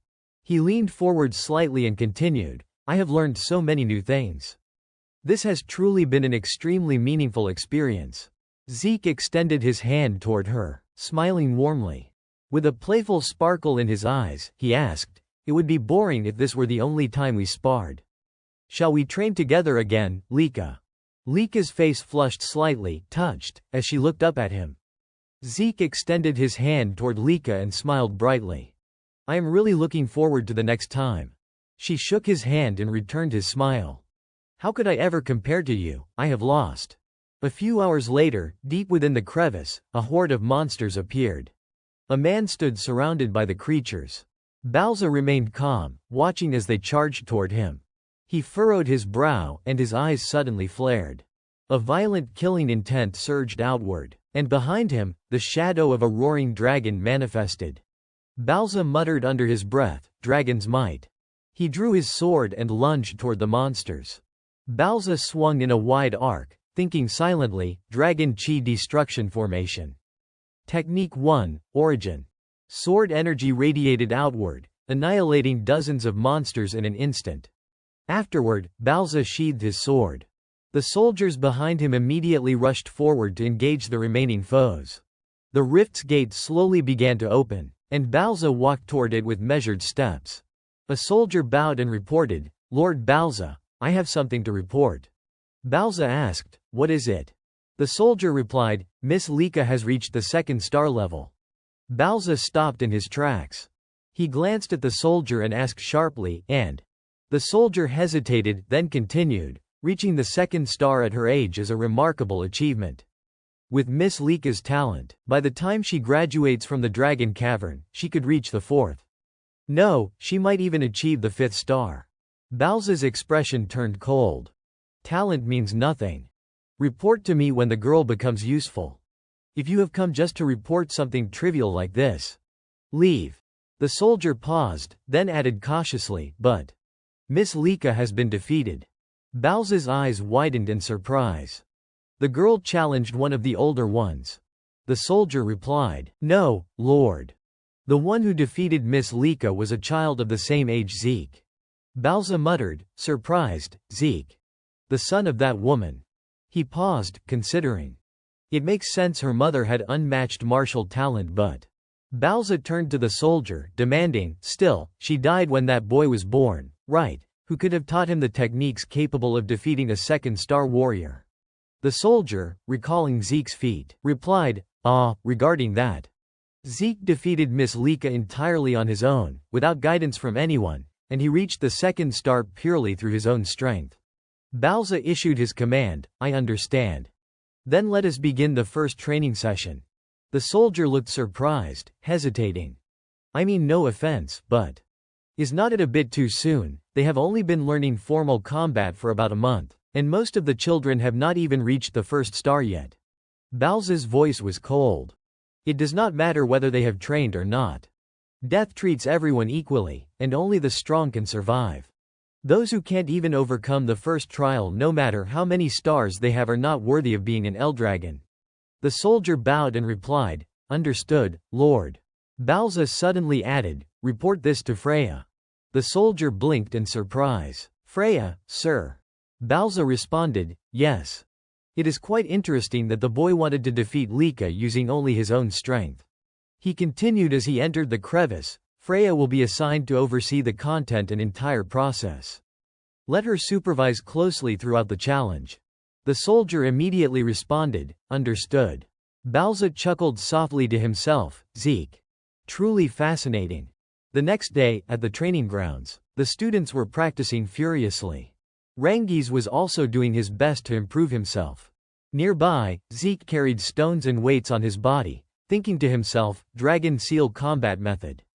Today's plan, double the weights, 1 large stone, double the medium stones, standing stance. Zeke recalled, just like Dragon Chi, this technique was founded by the 15th clan head. Although it is called a combat method, it is essentially a body enhancement technique, fully designed so even a child can master it with ease. Rangiz walked over, puzzled. Lord Zeke, are not you going to train? Zeke immediately replied calmly, What are you talking about? I am training right now. Rangiz hesitated. No, not physical training. I meant Dragon Seal combat method training. Zeke remained composed, I have already learned it. Rangiz's eyes went wide as he shouted, What, you just learned it and already mastered it? Zeke closed his eyes and said, Of course. More importantly, Rangiz, the flow of your power is going in the wrong direction. Rangiz froze. Zeke dropped the stones and weights to the ground and said, Here. He raised his hand, pointing at Rangiz. Look, turn your body. Rangiz blinked in confusion.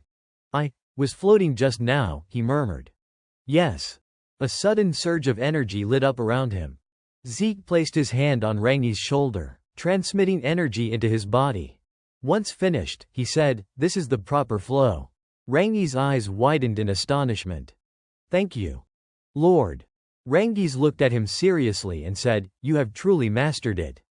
Just as I expected from Lord Zeke. Zeke bellowed, Do you doubt me? What kind of person are you, anyway? Rangiz, flustered, replied, I did not mean that. It is just. This is the first time anyone besides my father has ever guided me, so I have always been at a loss. He recalled the clash between Zeke and Lika and continued, But, Lord Zeke, you already have martial skills strong enough to defeat Miss Lika, so I thought the Dragon Seal combat method might be simple and even boring for you. Zeke crossed his arms and said, That is not true at all. I am completely impressed by the stability of the Dragon Seal combat method. He thought to himself, after all, my own technique, dragon destruction, is not really suitable for my son. They would find it too complex and difficult. Zeke pondered further. Dragon destruction combat method. Complex and tough, yet it surpasses raw overwhelming power like a constitution.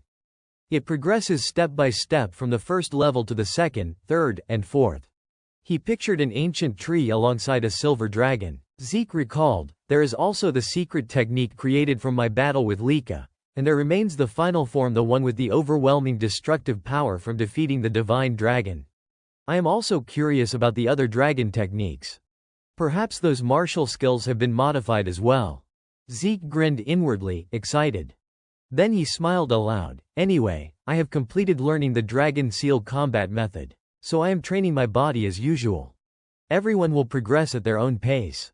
Rangiz responded, understood. Suddenly, Rangiz shouted, Lord Zeke. He continued, please train me. I want your guidance, just like before. Zeke's eyes widened as he looked at him. I know this is an embarrassing request, but... Rangiz yelled, I want to become stronger, even if just a little. Zeke smiled. I do not mind at all. Rangiz blinked in surprise. Really, is that okay? Zeke replied, why such a reaction? You are the one making the request. He continued, I am not lying. On the contrary. You deserve it. At that moment, Lika approached, looking slightly embarrassed. In that case, I also want you to train me. Rangiz muttered in astonishment, even Miss Lika. Lika's face hardened as she asked, is there a problem? She explained, honestly, I thought no one my age could defeat me, since I am a candidate for the next clan head. But in yesterday's battle, you completely overpowered me, and somehow deployed your lightning aura and used it even better than I could. She admitted shyly, you completely shattered my pride. Zeke sighed. My fault, huh? Rangiz chuckled awkwardly beside them. Ah, well. Lika looked at him with determination. But I want to become even stronger, strong enough to defeat my older brothers and even you. So please. Train me as well. She asked earnestly, is that all right? Zeke remained silent, lost in thought. Lika's expression flickered with disappointment. Not possible, huh, I understand. She said quietly. After all, you are also a potential heir, so training with your opponent probably would not be appropriate. Zeke stood silently, lost in thought, not responding. Seeing this, she quietly accepted it, reflecting that, indeed, he was a candidate for the heir position too. Even as an illegitimate child, he was still the son of the clan head. After a moment of contemplation, he finally spoke. I do not mind, but your body. Is it truly fine? That injury should have left you unable to move for at least a month. Lika nodded and recounted, I used a recovery medicine, so it is fine. You worry about the strangest things. Hearing that, Zeke leaned close to Rangiz and whispered, I see. That strange medicine works like a miracle. Rangiz responded, if you mean the vial from the entrance trial. That one was not nearly this effective. He pointed toward her and affirmed, given Miss Lika's personality, she is definitely using something stronger this time. Zeke could not help but marvel, what an era to live in. Lika's face flushed red. What do you mean by that? Without the recovery medicine, I truly would not have been able to move for a whole month. But more importantly, so you really will train me. You must also need time to train yourself, right?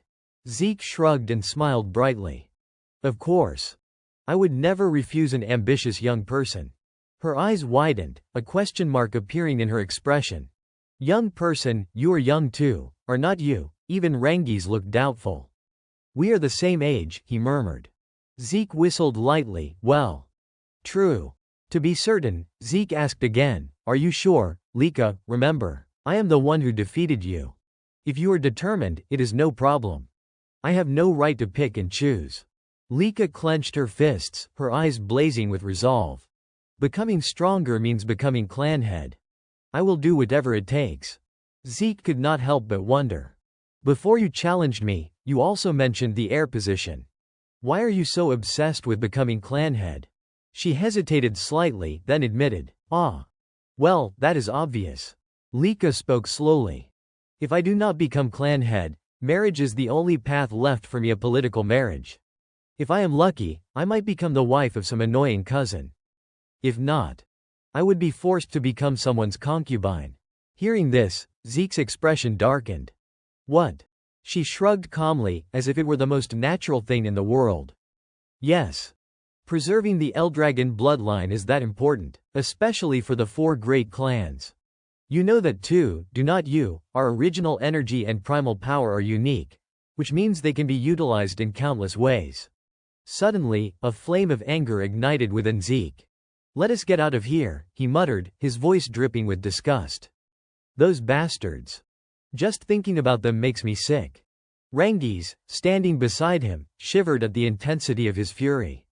Clenching his fists, Zeke unleashed a torrent of curses. Who do they think they are? All these damn old customs, these rotten traditions. I will destroy every last one of them. Just as his rage reached its peak, the commanding voice of the instructor cut through the air, stern and authoritative. Focus. Lika, puzzled, turned to him. What is going on? Zeke, deflated, muttered under his breath. Perfect timing. Always at the most inconvenient moments. Rengis looked like he might cry, utterly stunned. The 3 of them turned toward the instructor, who had just issued the summons. With a commanding tone, he announced, starting today, a new lecturer will join us. Despite a busy schedule, he or rather, she has personally come to guide each of you. Be grateful. While everyone was still focusing on the announcement, a girl with vibrant red hair suddenly stepped up next to Lika. She brushed a lock of hair away from Lika's face and asked, "Are you Miss Lika?" Lika jumped and turned to face her. The moment their eyes met, she nearly staggered back instinctively, while Rengis instinctively clutched Zeke tightly. The red-haired girl feigned surprise. Oh my. She winked and praised them. That is an excellent reflex, and your spiritual aura is not bad either. Zeke, being held tightly by Rengis, thought to himself, I did not sense her presence at all. Then, trembling slightly, he whispered, oh my. Who exactly is this person? The dragon instructor raised a hand to introduce her. That is. Before he could finish, someone beside him interrupted. Still as agile as ever, are not you? Miss Freya, she said cheerfully, waving. Hello, it is a pleasure to meet all of you. Freya glanced at Zeke, studying him, and you must be. Zeke, right. He did not hesitate. That is correct. She raised an eyebrow, surprised. You do not seem shocked at all. Zeke replied calmly, for Miss Freya, there is nothing to be surprised about. But. Freya's expression shifted subtly, her brows knitting together. Zeke smirked, his pupils glinting. It seems this young lady is quite an interesting fighter. Freya, intrigued, thought to herself, so that is why the clan head paid attention to her. Across from them, Zeke rubbed his chin, murmuring in admiration. Her stealth technique is truly impressive, but what is even more remarkable is the martial skill she has mastered. Curiosity sparked within him as he observed. The flow of her primal energy was mostly concentrated in her lower body, yet the pattern was unlike anything he had ever seen. No wonder her footsteps made no sound, even in shoes like those. What kind of martial art is this, he thought. Fascinating. Freya pivoted on her heel and walked back toward the instructors, her tone shifting into something more formal. Now then. Despite the change in tone, a warm smile still rested on her lips. As you have all been informed, starting today, I will be your instructor. Let us do our best together. A wave of excitement rippled through the other trainees. Wait, is not that Freya, the wind goddess? No way, she is real, in the flesh. This is insane. The dragon instructor cleared his throat, his voice stern. Miss Freya has already reached the 6-star level. She is one of the key members of the Black Dragon Guard. Everyone should learn everything they can from her. The students immediately huddled together, whispering in shock. The Black Dragon Guard. Is not that the clan chief's personal guard? Why would someone like that appear here all of a sudden? One bold child raised a hand. Madam Freya. Will you truly be the one training us? She smiled brightly. Of course. The children barely had time to celebrate before she added, but. She emphasized her next words clearly. Only if you pass my test. It felt like thunder cracking above their heads. The entire group groaned all at once. A test, already.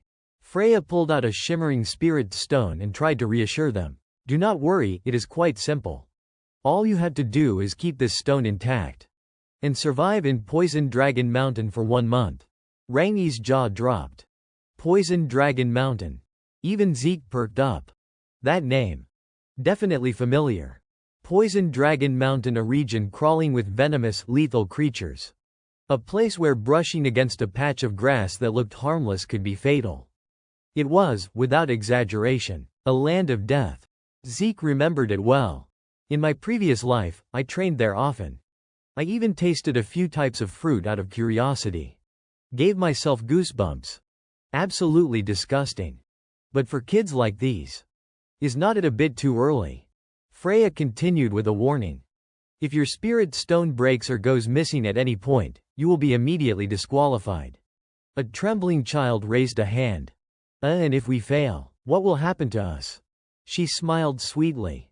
Naturally, you will be expelled assuming you survive. Freya explained, poisoning can be handled easily with proper use of the dragon breath technique. As long as you keep your stone intact, everything will be fine. Simple enough, right? Lika raised her voice. But madam, there are monsters there. Freya blinked dramatically. Oh dear.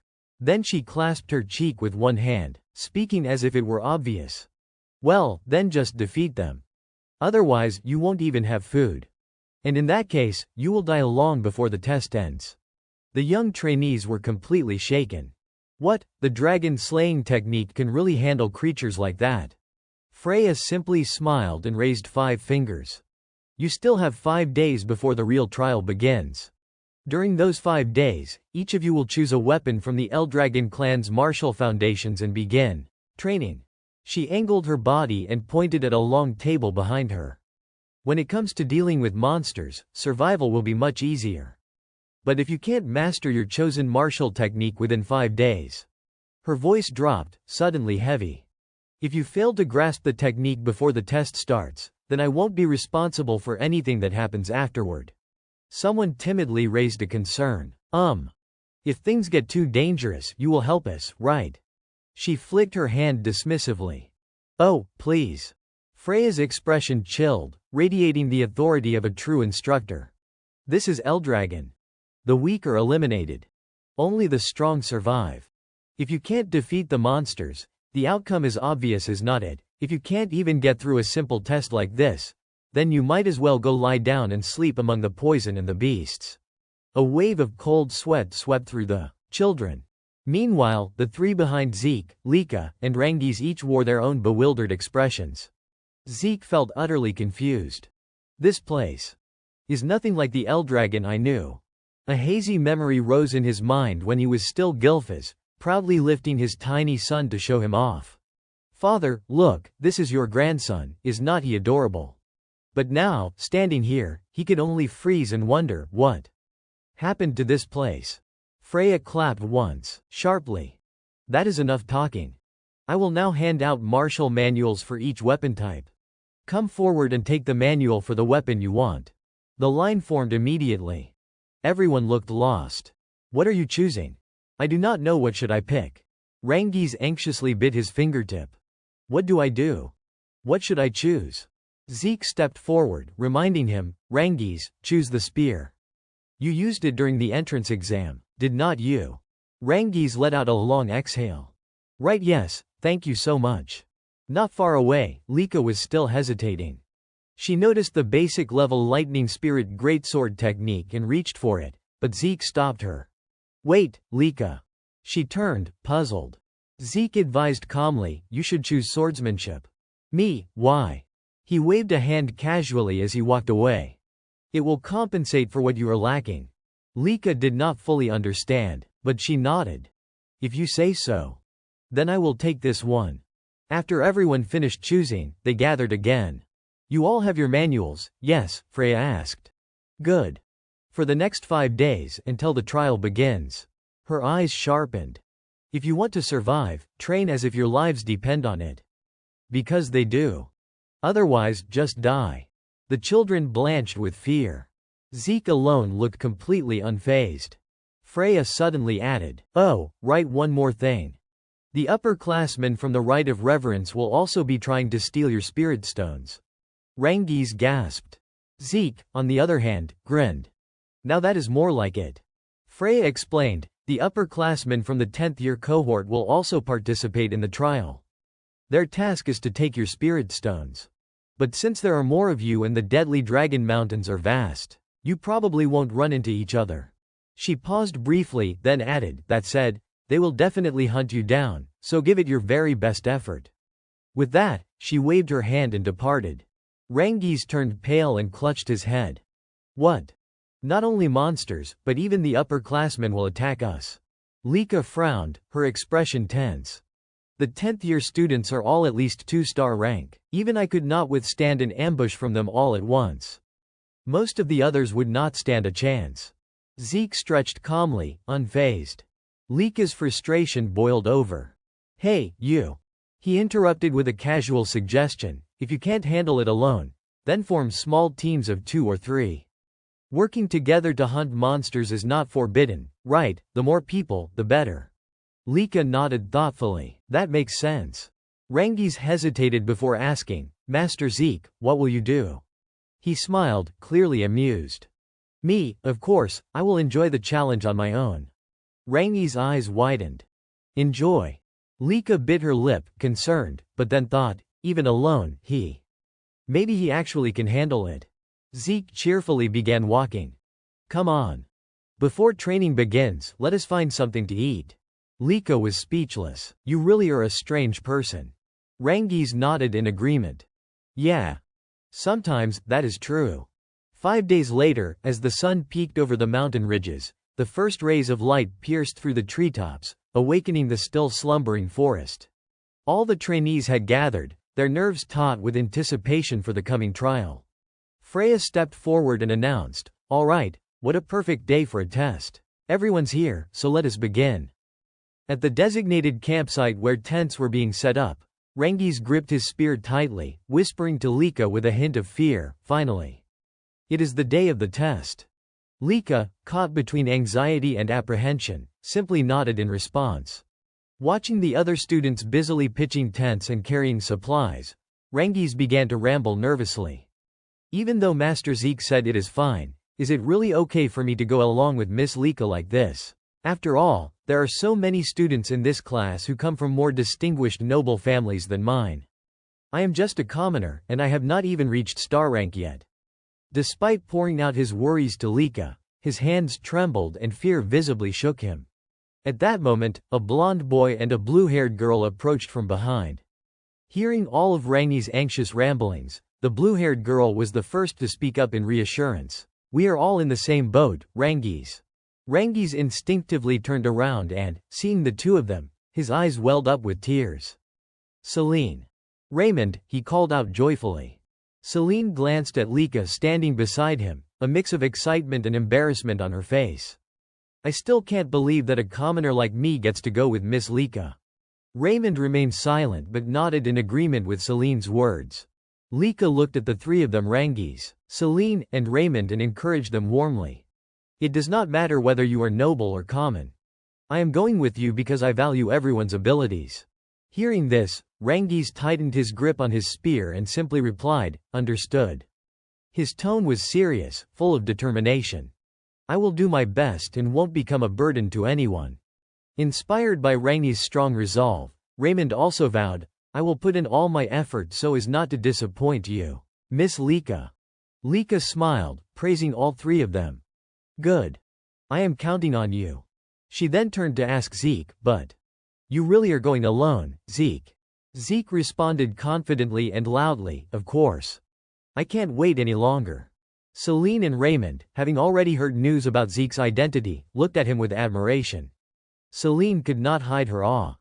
"Amazing. I have been worried all this time." Beside her, Raymond felt the thrill of standing alongside royal blood. "So, this is what it feels like to share a royal lineage." Hearing Raymond's words, Lika loudly protested, "Do not lump me in with him. I am scared too, you know." Zeke, momentarily taken aback, asked innocently, "You are scared? Why worry, are not you and all the other top students gathered here together? Hearing him speak as if it were no big deal, the three Celine, Raymond, and Rangiz fell silent, unable to respond. They all shared the same unspoken thought. There are plenty of reasons to be nervous, Master Zeke. Shifting the topic, Lika teased him. Do you really think they have what it takes? Zeke smiled faintly, but his tone remained serious. Of course. Observing Raymond and Celine, whom Lika had chosen for her team, Zeke could not help but genuinely admire her judgment. She had successfully gathered the most promising students from the class, and just from the way she looked at them, it was clear she had an eye for potential. He thought to himself with certainty, their defensive and offensive capabilities are excellent. Her test will be relatively easy. Though he was accustomed to Zeke's calm demeanor, Rangiz, at this moment, could not help but mutter in mild awe, of course. Master Zeke is always this confident. At that moment, Freya and the other instructors approached. She casually called out, "All right, everyone, present and accounted for." Then, as she scanned the students, she commented with a hint of amusement, "Oh. So some of you decided to form teams. Not a bad choice, especially for those who have not fully mastered their weapon skills yet." The moment her voice rang out, all the students turned attentively to listen to her instructions. After a brief check, Freya held up a spirit stone for demonstration. "Shall we begin? Does everyone have their spirit stone?" As she lifted the stone, she announced the rules of the test. The students' task was to survive for an entire month in the deadly Dragon Mountain, while keeping their spirit stones intact. Once the test ended, if their stones were still in their possession, they would have completed the challenge. She emphasized that all the spirit stones were identical. Hearing this, the students tensed up, whispering nervously among themselves. Standing amidst them, however, Zeke remained silent and contemplative. In the gaps of the rules, he had already formulated a loophole in his mind. If a stone was lost, he could simply steal another one. Freya continued to explain the details of the trial. Once the students reached the mountain and found their hiding spots, the senior students would begin attempting to take the spirit stones from them. While she was speaking, two boys whispered confidently to each other. "Most of them have not even reached first star rank yet, right?" one asked. "This is going to be a piece of cake," the other replied. Hearing about the grueling challenge, the rest of the students froze, overwhelmed with fear. Finally, Freya concluded her briefing. "That is the explanation of the rules." Now she signaled the start of the test. The moment she finished speaking, all the students swiftly dashed toward the mountain, ready to begin their trial.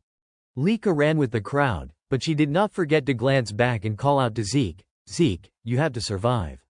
Zeke simply nodded, then sincerely replied, "You too." Lika shouted to the three others, Rangiz, Celine, Raymond, "Let us go, everyone." All three responded in unison, "Yes," and hurried to follow her. At this moment, Zeke still stood leisurely beside Freya, casually waving goodbye to them. "Take care," he called out. Freya, seeing this, furrowed her brow in confusion. "Are not you supposed to go as well?" Zeke, reminded by her, muttered to himself, "Ah, right. My apologies, I got a bit distracted." Freya looked at him skeptically. "Distracted? You are not worried at all." Zeke threw an arm over his shoulder with nonchalance and replied, "There is nothing to worry about." "Now, if you will excuse me, instructor," he said, then strolled off at ease. Freya watched him go, a little dumbfounded, muttering under her breath, "What a strange boy." Night fell. The stars glittered high above. At the foot of the mountain, all the instructors remained on watch, unwilling to rest. Some fidgeted anxiously, wondering silently if the students would be all right. Freya's voice cut through the tension, cold and measured. "And what about you, dragon instructor, what do you think?" The dragon instructor answered seriously, "This test might be a bit premature for the new students." Another instructor beside him chimed in, "Indeed. They have grasped the basic knowledge, but only a few have even achieved star rank, and their real combat experience is still lacking." He paused, shrugging with concern. "I wonder how many of them will make it through." Freya responded lightly, her tone calm, "Do not worry. The deadly Dragon Mountain has countless poisonous creatures, but their number and strength are not the real problem. Most of them are only first or second star rank, and as you can see, the students are basically capable of handling them." The two instructors exchanged glances but did not question further. The dragon instructor quietly acknowledged, understood. Freya smiled mysteriously and murmured almost conspiratorially, still. I will release that little surprise at the very end. The dragon instructor caught a fragment of her words but could not make out the meaning clearly. He hesitated, then asked, "Excuse me, instructor, what did you just say?" Freya quickly shifted her expression into a casual smile. Nothing at all. At that moment, she turned her attention to the selected elite students from the upper classes. All right, it is time. Go, she commanded. Under her orders, they immediately entered pursuit mode, sprinting up the mountain with relentless determination. Freya brushed a stray lock of her hair that fluttered in the wind and murmured lazily, "Let us see. How many of them will survive? I am really looking forward to this," she thought. The upper-class students dashed through the dark forest, moving swiftly and silently up the mountain. Suddenly, along the path, one of them spotted someone and whispered, "Hey. You there." It turned out to be Zeke, who was calmly standing beneath a tree. The first student grinned quietly, "I have found someone already." Then another student noticed Zeke as well. With a sneer, he mocked him, "After all this time, he is still just hanging around in one spot, what an idiot." The first student, who had spotted Zeke, quickly ducked behind a bush and knocked an arrow, aiming directly at him. The arrow shot forward like lightning. Zeke, completely unfazed, stepped calmly to the side. With precise timing, he caught the arrow in his hand. Gently, he snapped the arrow in two and let out a wild, maniacal laugh. "I have been waiting for you all," he bellowed. The three students froze, shocked that he had seen them, and even more stunned by his actions. One muttered in confusion, "What kind of crazy thing is he saying?" Another gasped in disbelief, "Wait. Did not he just stop that arrow with his bare hand?" Without a word, Zeke surged forward toward them. Laughing with delight, he shouted decisively, "Now. Let the game begin." A series of rustling sounds echoed through the forest, and suddenly, a monstrous creature emerged. Celine frowned and swung her sword fiercely. She thrust it straight into the creature's body. But at that exact moment, another monster appeared behind her. "Celine, behind you." Just as it attacked, Raymond leapt in, using his shield to save her just in time. Then he furrowed his brow and swung his shield again. With a powerful thrust of the shield's edge, Raymond struck the monster, sending it flying skyward. On the other side, Rangiz had just finished off another creature. As everyone took a brief pause to catch their breath, a voice called out, "All right, is everyone okay?" Rangiz quickly lifted his head and replied, "Miss Lika, we are fine." Immediately, he was taken aback by the pile of spoils beside Lika. Just as the rumors said about her, while everyone else was screaming and scattered in panic, she had already taken down countless monsters. Lika proudly held up 2 fingers. "Well, I have reached my rhythm. It is nothing, really. More importantly, a week after the test started, you all have grown quite a bit too. Celine and Raymond have already reached first star level." Celine smiled lightly. "Thanks to Miss Lika's help." Raymond nodded in agreement. "Thank you, miss." Rangiz stood to the side, glumly observing them. They had already reached first star, and yet he still had not. Noticing his look, Celine quickly reassured him. "Rangiz, you have grown a lot too. You will reach first star soon." Raymond nodded. "Do not lose patience." Rangiz gave a wry smile. "Thanks, you too." From a short distance away, Lika approached and unexpectedly praised him. "Taking down a tree frog monster all by yourself, that is impressive." She continued, both encouraging and reminding him, "Besides, you have been training with Zeke before the test to refine your spear skills. Do not worry, you will reach first star soon." Rangiz, touched, called out, "Miss Lika." At that moment, Lika glanced up at the sky. "All right, it is getting late. Let us head back to the base." Celine immediately agreed. "Right, it is really dangerous out here at night." The sun gradually sank behind the mountains, painting the forest in the warm glow of twilight. Not long after, night fell, and a thin layer of mist began creeping through every corner of the forest. The group, carrying their spoils, made their way back when Rangiz suddenly called out, "Miss Lika." Lika furrowed her brows in alertness. "You. What are you doing at our base?" No sooner had she finished speaking than a pair of legs emerged from the forest. Instantly, everyone tensed and drew their weapons. What the? A tall young man, a sword at his side, stepped forward with a gentle smile. Finally. I have found you. Lika gripped the hilt of her sword tightly behind her back and spoke, confirming, you are from the 10th year class, right? You have come to steal the crystal, have not you? The senior straightforwardly admitted, exactly. Seeing the smiling face of that upperclassman, one of the 4 observers thought to himself, finally, the upperclassmen have started attacking and he is a 2nd star level. Then he unexpectedly added, of course, this is part of the test. Though I did not expect it to be Miss Lika's base. Meanwhile, Lika coldly pointed her sword at him. Then why did not you turn back? You can't harm us by yourself. The upperclassman's expression suddenly darkened for a fleeting moment before he casually retorted. Who said I had to go alone? Just as Lika turned her head, she noticed another unfamiliar pair of feet approaching. The blonde girl could not help but think anxiously, 3 2nd star levels right behind them. One of the newcomers suddenly spoke, drawing his sword at the same time. Even for Miss Lika, carrying 3 extra weights like this will be quite difficult. So. He frowned and shouted, surrender the crystal, now. In the next instant, another attacker swung his sword down where Lika had been standing. Fortunately, she leapt just in time to dodge the strike. The blonde girl hovered mid-air, shouting, everyone. Celine, from another corner, had already engaged in combat with a 2nd star youth, struggling to hold her ground. Raymond, on the opposite side, was no exception. He held up his shield defensively, bracing for impact. Rangiz gripped his spear with both hands, trying to fend off a relentless series of attacks from his opponent. The enemy continued striking while shouting, come on, hand over the crystal. In this tense moment, Rangiz's mind drifted. What should we do now, in this situation? At some point, Zeke, wearing a puzzled expression, spoke up. What, you are asking how to take down a strong opponent? Rangiz clutched his knees and replied, yes. I have not reached any star level yet.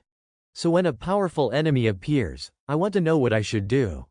Zeke stroked his chin, thought for a moment, and suddenly said 2 words, give up. The blue-haired boy jumped in surprise. What?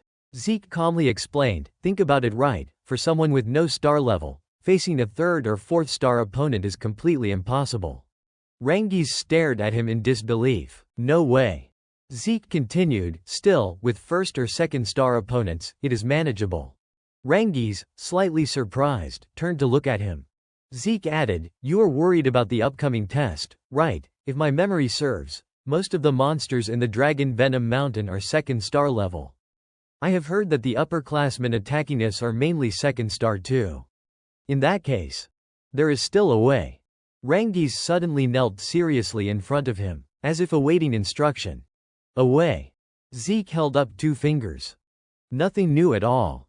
Under Rangiz's bewildered gaze, Zeke smiled and revealed the secret. Exploit the opening, that is all. An opening, Rangiz repeated, still unsure. Zeke nodded in agreement. Yes. You can take down a 2nd star opponent. Even someone without a star level like you can turn the tables if you find their opening. Me, for example. Rangiz asked seriously. But how do I strike the opening? Zeke replied immediately with just 2 words, endure it. Endure it and keep enduring. He tilted slightly, a mischievous smile curling at the corner of his lips. Keep taking the hits until you see the opponent's weakness. The blue-haired boy jumped back in shock, shouting, what?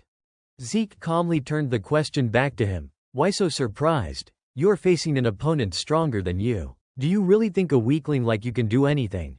Rangiz clenched the pants he was wearing, thinking, that is true. But can I really endure it? Zeke corrected him immediately, it is not about whether you can endure, it is about enduring. If you do not, defeating a strong enemy is impossible. Those words seemed to awaken something in Rangiz. He fell silent for a moment, reflecting. Zeke glanced at him and continued his guidance. For a special opponent like Lika, a girl with unique electric abilities, with your current strength, you can endure a 2nd star level opponent. Do not worry too much. Rangiz lowered his head slightly and murmured, I think so. Zeke interrupted bluntly, Rangiz, you are still too insecure.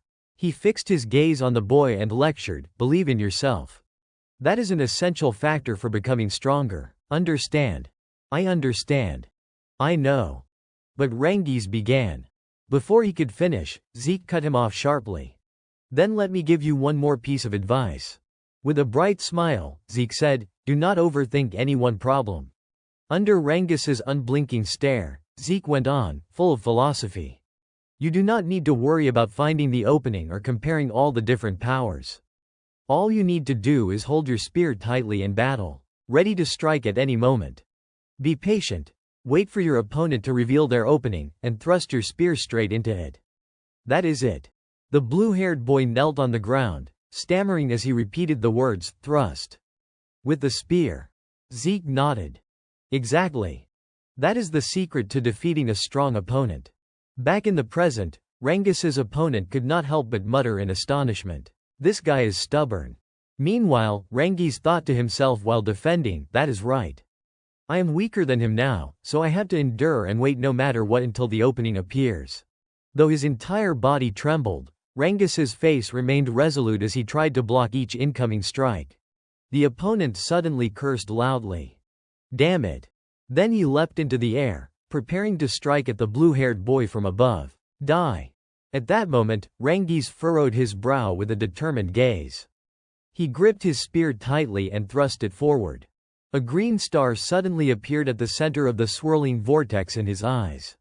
With full strength, Rangis drove the spear straight toward it. In reality, he struck the second star youth squarely in the abdomen, sending the sword from the young man's hands flying away. "Got you." Dazed and on the verge of losing consciousness, the young man muttered in disbelief, "Impossible." Moments later, he collapsed entirely, unconscious, before Rangis, who was panting heavily from exertion. The star on Rangus's chest glowed even more brilliantly than before. Meanwhile, Lika furrowed her brow and charged forward, sensing that Rangus's side of the battle had been resolved. The older opponent suddenly shouted in panic, "No. This can't be. I am with the other second stars, but..." As he tried to defend against Lika's attack, he gritted his teeth and hissed, "Why is there such a disparity?" Lika's mind suddenly recalled a book with an axe symbol. She thought to herself, "Because I have been training in axe skills, I need to channel more energy into the weight of the weapon. That is why Zeke suggested focusing on axe techniques earlier." Golden sparks of electricity suddenly radiated from Lika's body, aimed at the opponent. His face turned pale in horror. "No." In the next instant, Lika unleashed a surge of high-voltage electricity, tearing the older student apart. "It is over." After he fell to the ground unconscious, Lika quickly spun around and returned to her group. As soon as she arrived, she called out anxiously, "Is everyone okay?" She noticed Rangis beside her, his eyes shining brightly like twin headlights. The next moment, all four of them cheered in exhilaration. "We did it." Celine beamed and said to Rangis, "Congratulations on reaching second star, Rangis, you did it." Rangis, overwhelmed with emotion, replied, "Thank you both. I am really happy." Lika stood to the side, smiling softly to herself. "Now everyone has reached their star level. We can fight opponents of equal rank with confidence." Yet she suddenly turned away, murmuring to herself, "I wonder how Zeke's doing." At the same time, in another part of the forest, the sounds of movement continued through the treetops at night. A young man with his hair tied back was sprinting frantically, as if running from something. He cried out as he ran, "Do not come here, stay away, damn it." "What is that thing?" Suddenly, Zeke's silhouette appeared, trampling over the young man's companions. "What kind of monster is that?" A girl and two students stumbled out of the forest, crying in panic. "Help, do not come near me." From another direction, a figure lightly grabbed the collar of someone else. "What is wrong with you, you monster?" It was Zeke. He was grinning triumphantly, holding two students by their collars. "What is this? No one wants to play with me anymore." Zeke did not speak a word. He just laughed gleefully, thoroughly enjoying himself. The students in front of him fled in a frenzy, not daring to look back. "This guy is insane. Why is someone from the lower class hunting the upper class? Are not we supposed to be the hunters?" While running, one blue-haired boy tripped, his round face hitting the ground hard. He scrambled to his feet, inching back in fear. Damn it. My foot stuck. Zeke's tall, imposing figure advanced slowly, exuding an aura of pure terror. I am tired of this boring chase. A sinister smile spread across Zeke's face. His eyes rolled wide, and he extended a hand as if casting a spell. Come on. Stand up. Come fight me. The boy's eyes widened in sheer panic. No. He seemed to lose all control. His eyes rolled back completely, his body trembling as Zeke effortlessly lifted him into the air. The boy exhaled as though he were about to pass out, his face drained of all life.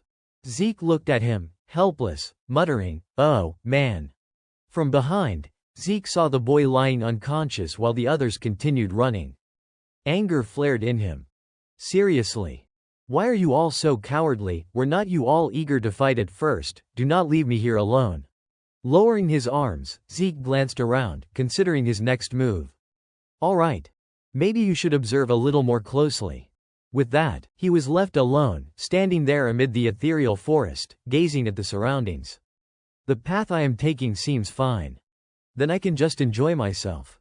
Suddenly, a foot appeared, stepping out from behind a tree. It was a police officer cautiously peeking around, his face filled with worry and confusion. What is this? He carefully advanced deeper into the forest, weaving through the undergrowth and scanning the area. He could sense Zeke's presence after noticing the formidable upper-class students. Suddenly, he froze, standing there as he rubbed his chin thoughtfully. I have to report this. Right in his line of sight was the blue-haired boy sprawled on the ground from earlier.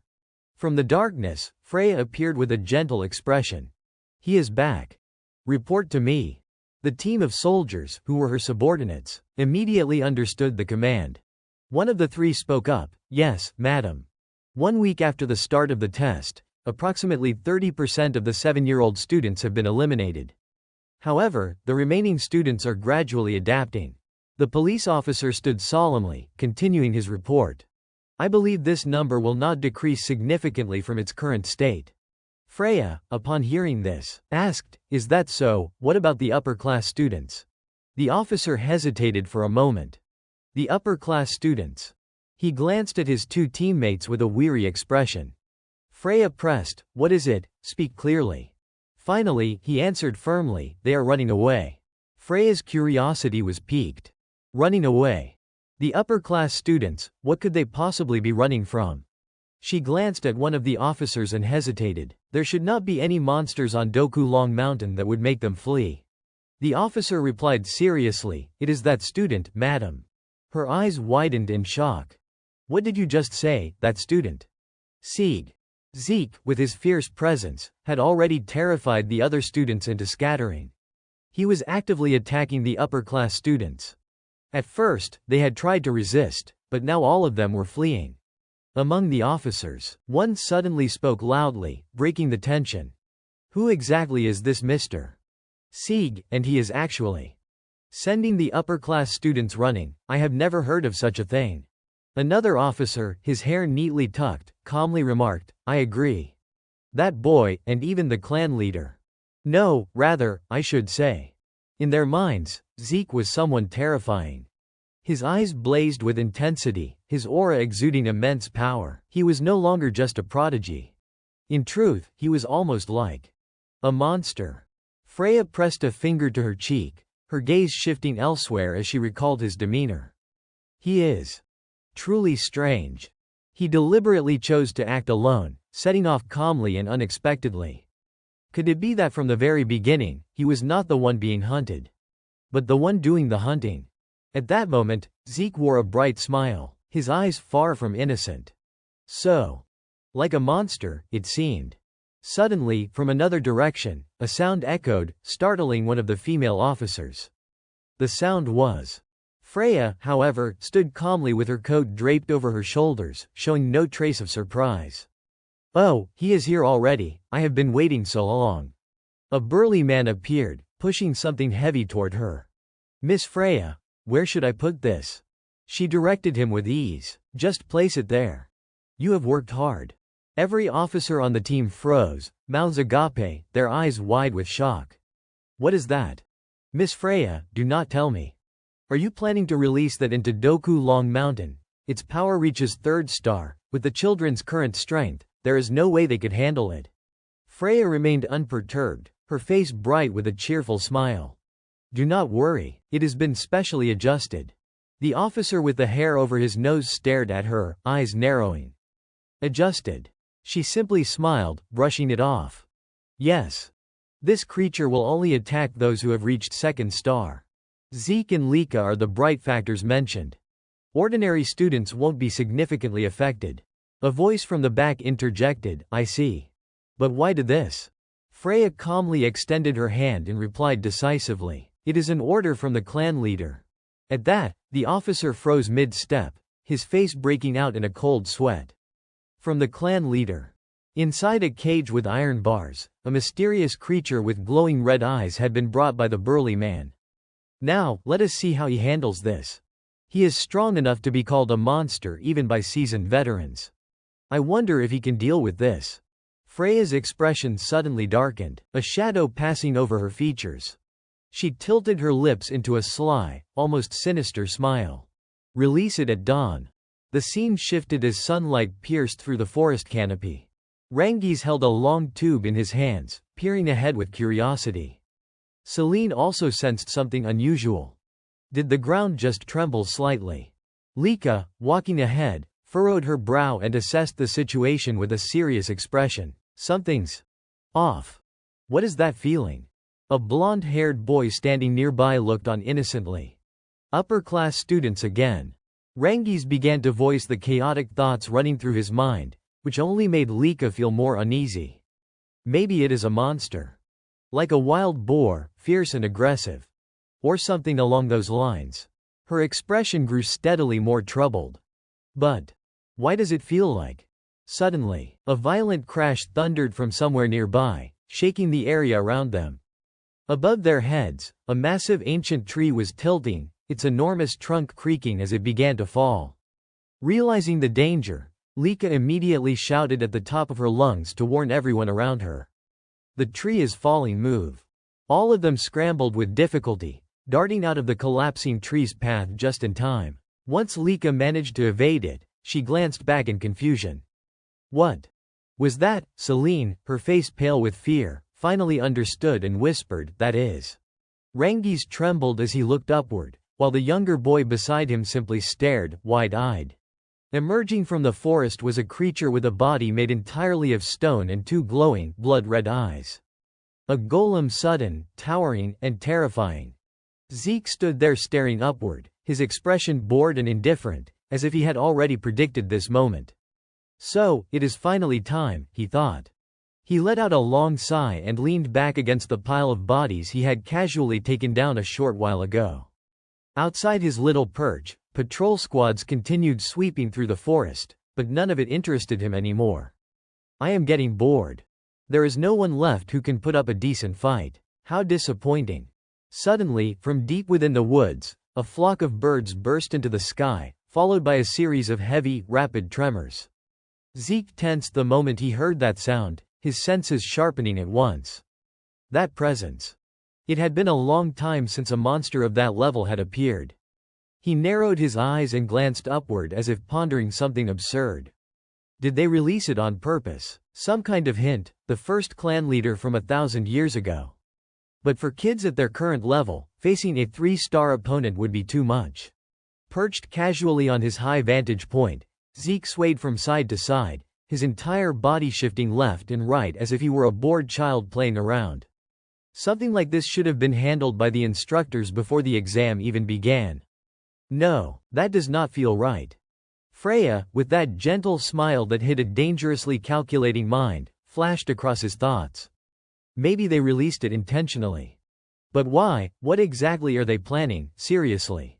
The absurdity of the situation suddenly amused him. A grin spread across his face, his eyes lighting up like twin headlights. Well, this is even better. Guess I will finally get some entertainment. Finding himself excited, Zeke leapt down from his perch, landing lightly as he prepared to head toward the disturbance. I can't just sit here doing nothing. I am coming, 3-star beast. If only it had appeared closer, this would have been a lot more fun. But no, it had to show up all the way over there. Meanwhile, on the other side of the forest, Celine gripped her sword and fought desperately to push forward. Her entire body was knocked back by the golem's counterattack, and her blade had not even scratched it. Landing and skidding across the ground, she looked up in disbelief. No way. Not even a mark. Raymond clenched his teeth, sprang into the air with his weapon, and brought it down with all his strength. Take this, but his expression darkened immediately. His attack had done nothing. Still nothing, even with that. Then Lika darted forward, leaping high as she unleashed a fierce strike. Lightning slash, her blade came down with crackling force, and finally, a section of the golem's arm chipped off. Seeing that opening, she smirked with a hint of pride. So it only breaks when I use spirit force. Meaning, this thing can only be taken down by someone who is at least 2-star. Rangiz crept forward from behind, gripping his weapon with both hands as he hesitantly asked, Lika.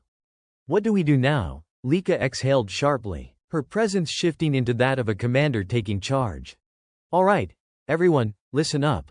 The golem still loomed before them, unmoving and massive, while Lika began outlining her plan. I will distract it. While I do that, all of you run. Her companions immediately objected. What? Rangiz cut her off without hesitation. No. We are not leaving you behind, Lika. But Lika thrust her flaming red weapon toward the golem, her eyes hardened with focus.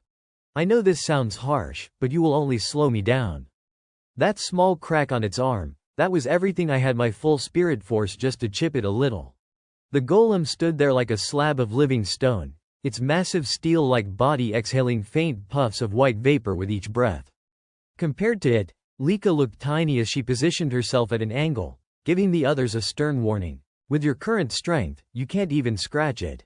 Celine looked up at her, voice trembling in realization. No way.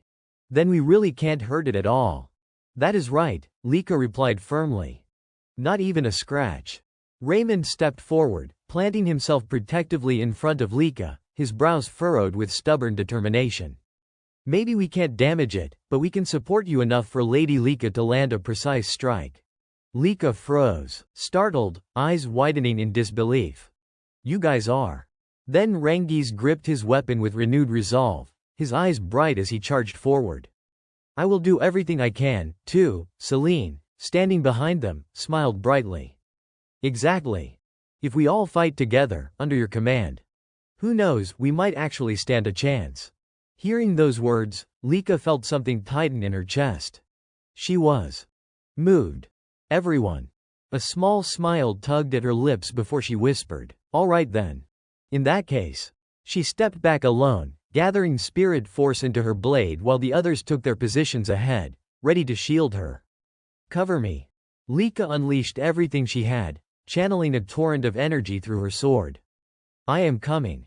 Like lightning, she dashed past her allies, blade glowing with fierce power as she lunged toward the massive golem.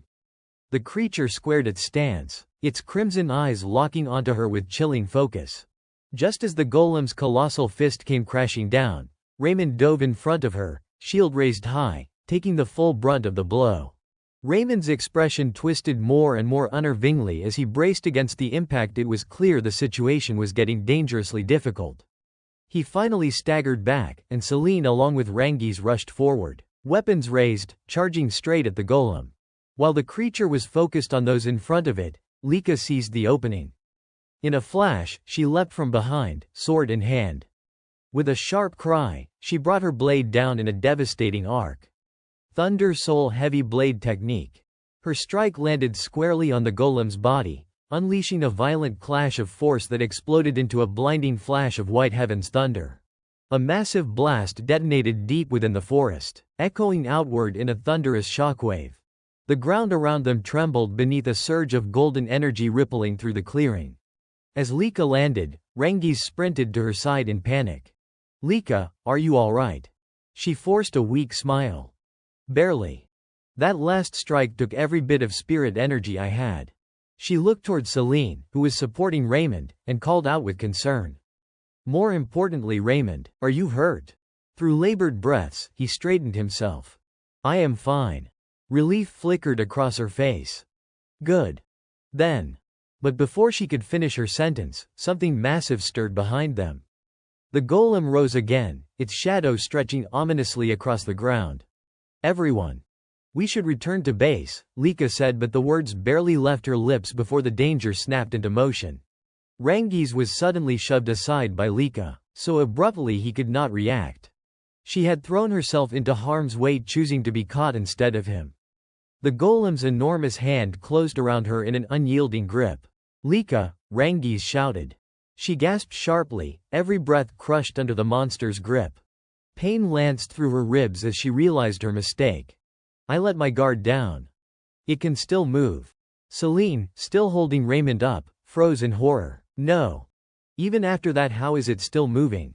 Raymond could only grit his teeth in helpless agony. Lika. Driven purely by emotion, Rangiz charged recklessly, weapon raised. Let her go, let her go. The golem only lifted its massive arm with a slow, deliberate motion, staring down at him with cold, empty red eyes. The sight sent a chill through Rangiz's spine. Lika. He whispered, panic rising in his throat. And then a violent gale erupted out of nowhere, a roaring force that warped the air around the golem as the ground and trees around it distorted under the pressure. The golem was suddenly hit by a crushing force that slammed into it, sending its massive body toppling backward. One side of its stone torso shattered under the impact, fragments spraying across the ground. The blow loosened its grip, and Lika was thrown violently to the earth. Seizing the moment, Rangiz sprinted forward, scooping her into his arms and carrying her deeper into the forest. My lady, are you all right? She could barely speak, her voice raspy and confused. But what on earth? Before she could finish, a strange, almost manic laugh echoed through the trees. Zeke appeared with a booming voice, as if he found the entire scene wildly entertaining. What is with all the noise out here? Lika's eyes widened as she recognized the familiar presence, that voice. Rangiz also spotted him and called out in disbelief, Zeke. Zeke leapt out from behind a thick cluster of bushes with effortless agility, landing lightly on his feet. He looked around, clearly intrigued. So what is going on here? Then his eyes settled on the damaged golem struggling to rise. His grin widened with excitement. Well now. What is this little dirt puppet supposed to be? A moment later, a streak of blazing golden lightning tore down from the sky. TCH. This does not look good. Zeke did not hesitate for even a second and sprinted straight toward it. That was lightning, no doubt about it. Which meant Lika's group had reached the area ahead of him. Back when he was still at his peak, a distance like this would have been nothing to him at all. He was burning with urgency to protect the kids. Lika's team was full of promising talents, but how long could they possibly hold out against a 3-star opponent? At this pace, he would not make it in time. Zeke skidded to a sudden halt. All right then. I will try that new technique I picked up the other day. He reached out and clenched his hand tightly around the trunk of a nearby tree. Let us see what you can do. Zeke poured every ounce of strength in his body into it and ripped the tree straight out of the ground. He let out a roar as he spun his body, building momentum, then released his grip and sent the massive trunk hurtling straight up into the sky. Zeke watched its trajectory with clear satisfaction. Yeah. This works pretty well. I thought this body might end up needing proper techniques after all. Good thing I bothered to learn. The cultivation method that suited him best right now was the dragon nourishment art. This basic giant dragon martial manual had been handed out to the kids before the exam. Much like the Dragon Thief Close Combat Manual, it was not exactly a complete martial art so much as a handbook laying out fundamental movements and the proper way to circulate internal energy. He nodded repeatedly, clicking his tongue in admiration. So that is how it is. It actually fits me perfectly. After all, in his previous life, long-range attacks were practically non-existent 1,000 years ago. Back then, long-range basically meant running over on your own 2 legs. Zeke suddenly snapped back to reality. Right. I am supposed to be saving the kids. There was no time left for nostalgia. He needed to act now. Moments later, he burst through the trees and spotted Rangiz and Lika. Zeke broke into a wide grin and casually waved at them. Everyone okay? Rangi's hurriedly summarized the situation in a panic. Why yes, but that is not the biggest problem right now, that thing over there. Zeke's eyes lit up with interest. Oh, so that is called a golem. He pointed at the thing charging toward them while calmly appraising it. It has an aura, but no life force at all. A truly strange existence. His tone made everyone else break into a cold sweat. Zeke, be careful. The stone golem thundered forward, each step heavy, and swung its arm down in a crushing blow. Zeke caught its fist head-on, his voice brimming with excitement. That shell's pretty tough, is not it? With hardness like this, you probably can't break it without strikes reinforced by internal energy. But beating it the normal way, would not that be boring? With that, Zeke grinned mischievously and flicked the golem away, sending it flying backward. Rangi's and Laika, already used to this kind of madness, were not even surprised anymore. Still reckless as ever. Boring, why does he always act like this? The golem quickly regained its footing, bringing both hands together and raising them high over its head. Zeke's gaze sharpened, turning dangerous as he assessed it. Judging by that size. Yeah, this could get interesting. Then, with startling speed, the golem brought its arms crashing down toward his head. The ground caved in under the impact, sending out a shockwave that rippled through the area. Zeke bared his teeth in a grin and warned everyone nearby, this is going to be pretty dangerous, so back off. The kids trusted him instantly and turned around to run without hesitation. Yes, sir. Zeke planted his feet firmly into the ground, bracing himself against the overwhelming force. Now then. He gathered what little strength he had left into his arm, forcing himself upright and flinging the golem aside. That outer shell really is tough. A bold, almost reckless idea took shape in his mind. If that is the case, then let us see whether the inside is just as sturdy. Zeke sprang upward with visible excitement, drawing back his fist.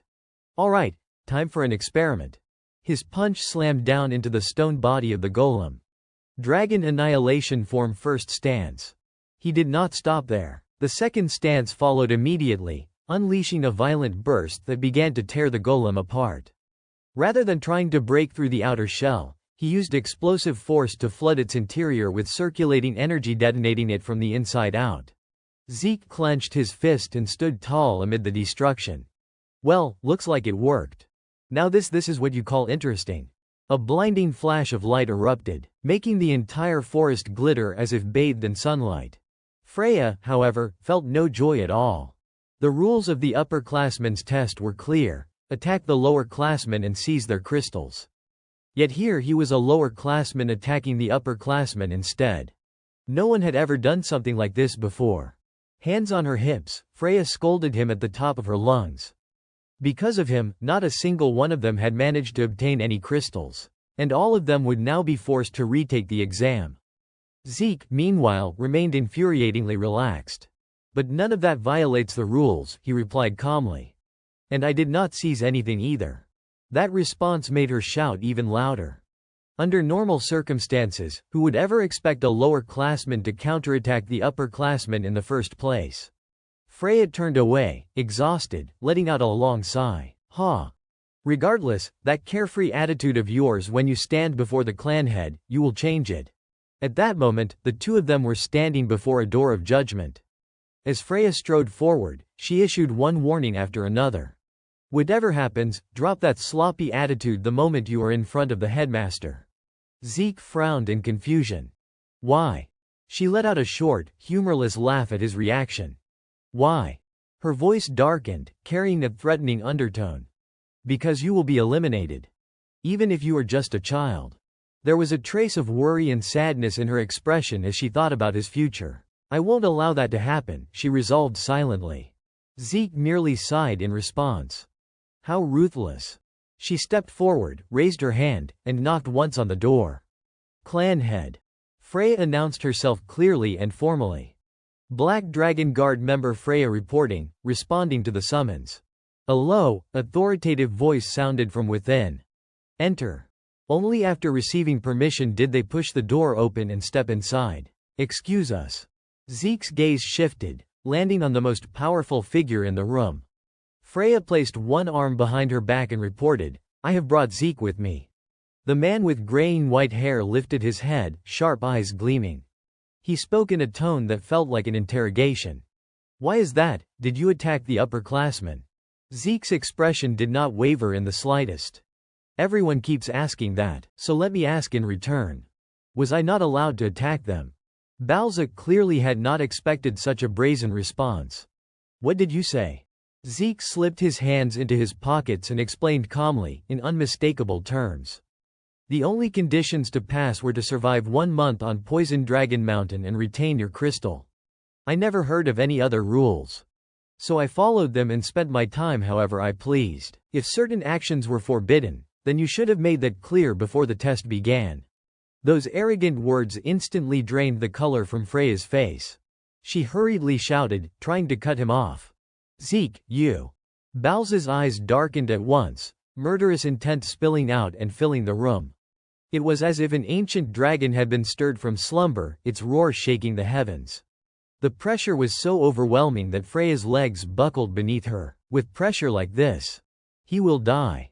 However, Zeke remained standing exactly where he was, hands still tucked casually into his pockets. He even spoke up boldly, issuing a blunt warning. Do not threaten me. It is annoying. This was the first time in Balza's life that he had ever faced such a situation. Zeke curled his lips in open disdain, mocking Balza's actions. So you summoned me all the way here just to ask about such trivial matters, then? Out of nowhere, a question slipped from Balza's mouth. Exactly how did you do it? The sudden, contextless question left Zeke momentarily confused. Do what? Balza reiterated the unbelievable incident Zeke had caused. According to the reports, you not only defeated upperclassmen, but also brought down a golem. And yet, the person standing before me now is unnervingly calm. Balza's gaze grew complicated, tinged with confusion as he scrutinized Zeke. How can a bastard child like you possess such strength? Zeke gave a small shrug, as if the answer were obvious, and began to speak. The reason for my strength, it is very simple. With unmistakable pride, Zeke pointed at his own face, brimming with confidence. There is no reason other than this being my talent. The eyes of the two men flashed, neither willing to yield. In the end, Balza waved his hand, unwilling to waste any more time. Your attitude is indeed as arrogant as the rumors say. However, for defeating a golem, I will grant you a reward, either 1 treasure from the Dragon Treasury Pavilion, or permission to enter the Dragon Scripture Pavilion up to the 2nd floor. Choose one. Freya froze completely, her eyes going wide. A reward? What is going on here? The places mentioned as rewards, the Dragon Scripture Pavilion and the Dragon Treasury Pavilion, were repositories of priceless treasures collected by generations of academy heads over more than 1,000 years, dating back to the era of the founder, Gilphas. The first, the Dragon Scripture Pavilion, was a place countless scholars dreamed of entering. It housed all manner of texts, including volumes that had long since been banned. The second was a vast treasure vault. The Dragon Treasury Pavilion preserved relics left behind by previous academy heads, legendary weapons, spirit medicines, magical artifacts, and countless other items. Rare treasures from many different eras were stored within. These places had become legends within the academy. They were secret vaults belonging to the Eldragon family, guarded with extreme strictness. Only those granted special permission could enter. In particular, reaching the 2nd floor or higher of the Dragon Scripture Pavilion required truly exceptional achievements. Freya stared wide-eyed at Zeke's smug, self-satisfied expression. After everything, his blatant disrespect had somehow been deemed outstanding. Even worse, he greedily pressed further. If that is the reward, why not give me both? That is awfully stingy. Balza did not bother responding and instead waved him away. Enough. Leave. But there was no way Zeke would let it end there. What, that is it, we are done already, I still have plenty more to say. This time, Freya reacted instantly, grabbing him by the collar. Wait, Zeke. She forced a bright smile and spoke on his behalf, offering thanks. We are deeply honored to receive a reward directly from you. We obey your command, clan head. Let us take our leave. Come, Zeke. Without giving him another chance to speak, she dragged him out of the room. Zeke allowed himself to be dragged away, speaking in a flat, almost lazy tone. Then I will just say one last thing. The corner of his mouth curled upward, wild arrogance spilling into his expression as he offered his advice. As long as you keep suppressing your emotions like that, no matter how hard you try, you will never truly become stronger. The clash of pressure from two ancient dragons facing one another made the entire room tremble. Freya was terrified out of her wits. Lowering her voice yet sounding irritated at the same time, she hurriedly said, "Please remain silent. Clan head, we request permission to withdraw." She left Balza standing there in a daze, alone in the room. What was that pressure just now? Once they were outside, far enough away from the clan head's office, Freya finally exploded. "You!" She raised her voice and yelled straight at Zeke's face, fury written all over her. "What the hell were you thinking, speaking to the clan head with that kind of attitude? Did not you hear a single word of what I told you before we went in?" Zeke frowned slightly, looking genuinely puzzled. "What are you talking about?" I held back as much as I possibly could. Freya looked like she was about to lose her mind on the spot. "That is what you call holding back?" Unable to contain her frustration, she sharply questioned his behavior. "You can speak politely to me and to the instructors, so why could not you do the same with the clan head?" Zeke answered calmly, as if it were the most natural thing in the world. "Because in the end, he is still my biological father." Freya was left speechless, unable to say another word. Truly. With that level of ability and that kind of attitude. She forced herself to calm down. "You are not a normal child. Just who are you, really?" Hearing that question, Zeke repeated it softly. "You are asking who I am." A faint smile traced his lips. "I already told you. I am just me." The same answer as before, simple, identical, left her stunned into silence. Freya could not make sense of any of this. All of them had consumed ancient dragon blood. Because of that, it should have been absolutely impossible for them to oppose the clan head, the one who wielded the power of the dragon king, a higher existence even than ancient dragons.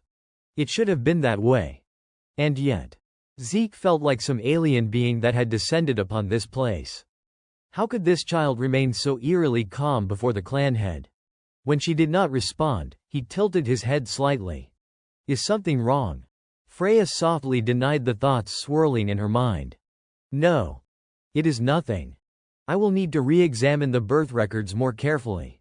She let out a breath, no longer wanting to argue. "So, which reward will you choose? You can either enter the second floor of the Dragon Scripture Pavilion, or take a treasure from the Dragon Treasury Pavilion." Zeke raised two fingers with a pitiful look. "Both." She rejected him decisively. "No." Zeke pouted for a moment before quickly deciding what he needed most. "Can't be helped, huh, then." The very next day, Zeke stood before a white palace. He gazed at it in quiet admiration. So this is knowledge. After being neglected for 7 years, this place mattered more than anything else. I lack far too much understanding of this era. He was also curious about the spirit medicines and new tools developed over the past 1,000 years. Behind him, Rengis came running up, eyes sparkling as he looked around. "I can't believe I actually get to enter the Dragon Scripture Pavilion." Zeke did not quite understand his excitement. "Are you really that happy?" Rengis nodded vigorously. "Of course." His small, fair face flushed red with excitement. "The Dragon Thief Close Combat Manual and the Dragon Nourishment Spear Art I just learned were already amazing. But this is a chance to learn even better martial techniques. I never imagined the reward for passing the test would be this extravagant." "It is really moving." Lika stepped out from behind Rengis, nodding in agreement. "With the limited time we have, how much knowledge can we really absorb? We will have to work incredibly hard." This was the first time Zeke had heard anything about a time limit. "There is a limit." Lika looked as though this were common knowledge. "Yes. We are only allowed access to the first floor. But the basic rules should be the same." She went on to explain the system to him. "You are only allowed to borrow 1 book. But you can read as many as you like within the allotted time. That is why how you manage your time is extremely important." Zeke clicked his tongue and nodded, taking it in. "Got it." Lika then brightened, curiosity flickering across her face as she turned to Zeke. "By the way, I heard about this, Zeke. You chose the Dragon Scripture Pavilion instead of the Dragon Treasury Pavilion as your reward." They clearly did not understand his choice. With your personality, we thought you would definitely pick something from the Dragon Treasury Pavilion. At that, Zeke looked slightly troubled. I thought about that too. But right now, knowledge matters more to me than anything else. Lika bit her finger, envy and longing written all over her face. Knowledge, huh? I heard the second floor has books even rarer than those on the first. Especially the martial manuals. People say the difference in level between the first and second floors is huge. Man. But she quickly perked back up, confidence returning. Still, I do not think there is anything better than my Thunder Soul heavy sword art. Hey, Zeke, are you listening? Hey. The three of them moved deeper inside and soon encountered a guard. You have 5 hours inside the building. Use your time wisely and adhere strictly to the time limit. As Zeke followed the others in, he could not help but murmur in wonder. I wonder if that is a long time. Or a short one. Lika answered briskly, it is long if you use it right. Drawing on her experience, she shared some last-minute advice. First, decide which book you want to borrow. After that, spend the remaining time reading as many other books as you can. Rangis looked both nervous and excited.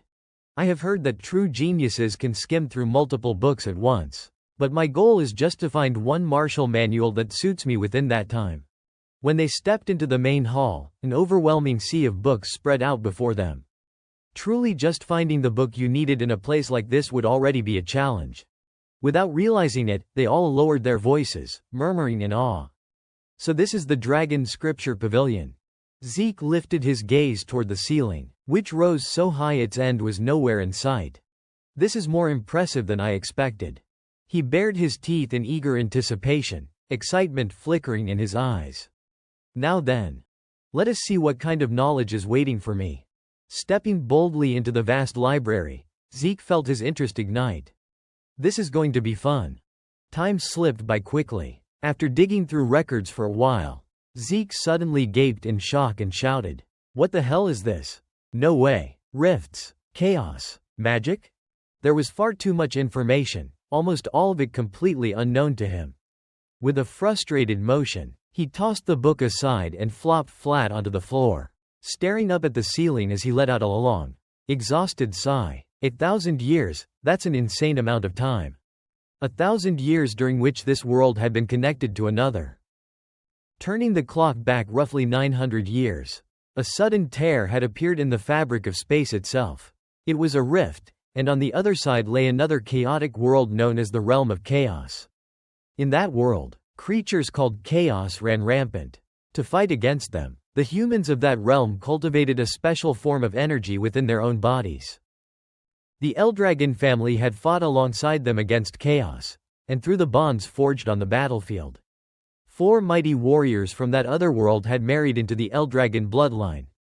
Typona, Levias, Bahamut, and Fafnield. They became the founders of the 4 great branches of the Eldragon family that still existed to this day. Now that he thought about it, that furious roar shrouded in strange black mist. And like as lightning-wreathed radiance, it all made sense. They had come from another world. No wonder he hadn't understood a thing. And the thing that intrigued him the most was magic, a brand new form of technology brought over from that other world. Where were the books that taught how to use it? Why wasn't there a single one to be found? Normally, material like that should be shelved right next to the history texts. As he spoke, the protagonist's eyes sparkled like stars. However, his noise was immediately cut off by a calm voice. Please remain quiet inside the building. Instead of deterring him, that only made Zeke even more curious. The voice carried no presence at all, only sound. Could this be what that thing was? A technique that transmitted sound alone, without him sensing any energy or power source whatsoever? At the same time, several books around him suddenly began to float, as if manipulated by some unseen force. Seeing this, Zeke grew wildly excited and shouted, "What is this? Oh, using energy like threads to move objects? That's an amazing technique." The warning voice rang out once more. Please remain quiet. As if Zeke would listen to that, he lunged forward and grabbed a book tightly. How am I supposed to stay quiet in front of something this interesting? Come out here right now and teach me yourself. Not far away, A mysterious figure cloaked in robes used magic to form glowing strands of light, which wrapped tightly around Zeke's body and yanked him up into the air.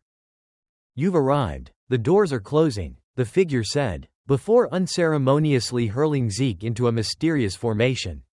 Fortunately, Zeke's reflexes were sharp. With a quick flip and twist, he managed to stabilize himself mid-air and land without crashing.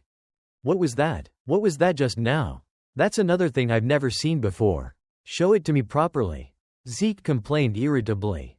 At that moment, Rangiz, who had just arrived from behind and witnessed the scene, stared in shock and blurted out, "Sir Zeke, what on earth just happened here?" Laika let out a sigh and chimed in, "What did you do to get yourself thrown out like that?" Zeke scratched his head awkwardly as he explained, I might have gotten a little too excited. What about you guys? Did you find anything you liked?" Hearing that, Rangiz eagerly shared his results. "Yes, I did. I borrowed a martial manual called Cloud Water Spear Art, and I think I've already learned a simple footwork technique from it." On the side, Celine also took out a book and said, "I learned a footwork technique as well. I borrowed this martial manual called Floral Wind Sword Art." Raymond spoke up with his own choice. "I learned the Eldragon Guardian sword style from this one. The book I borrowed is also titled Eldragon Guardian Martial Manual." Their selections made Zeke feel an odd tightness in his chest. He thought to himself, "All of those martial arts. I made them myself back in my previous life. Just to kill time." "Even so," Zeke nodded calmly. "I see. Then what about you, Laika? What did you choose?" Laika replied cheerfully, "This one, Heavy Wave Greatsword Art. I heard it was created by the first head of the family, and that the revised and improved version of the Heavy Wave Greatsword was made by the 15th head. Since I already have my family's inherited martial manual, this one is just for research." From Zeke's perspective, Laika's words gave him pause. The 15th head again. Dragon Breath Art and Dragon Impact were also created by the 15th head. "There were so many martial manuals I made back in the Dragon Temple, and quite a few of them have revised versions placed right next to the originals. Don't tell me those were also done by the 15th head?" To be honest, when he first came here, he'd thought he would be bored out of his mind. Now, he could hardly wait to see what came next. Time passed swiftly. 5 years later, Laika's puzzled voice echoed through the corridor. "Huh? Where did Zeke and everyone go?" Someone nearby immediately answered, Lady Laika, Sir Zeke and his companions have already gone to the training grounds." Laika waved her hand. "Thanks. Again. Huh? Got it. Thank you." The scene shifted to the training grounds. There, the protagonist stood alone, fighting against 3 opponents at once, Rangiz, Celine, and Raymond.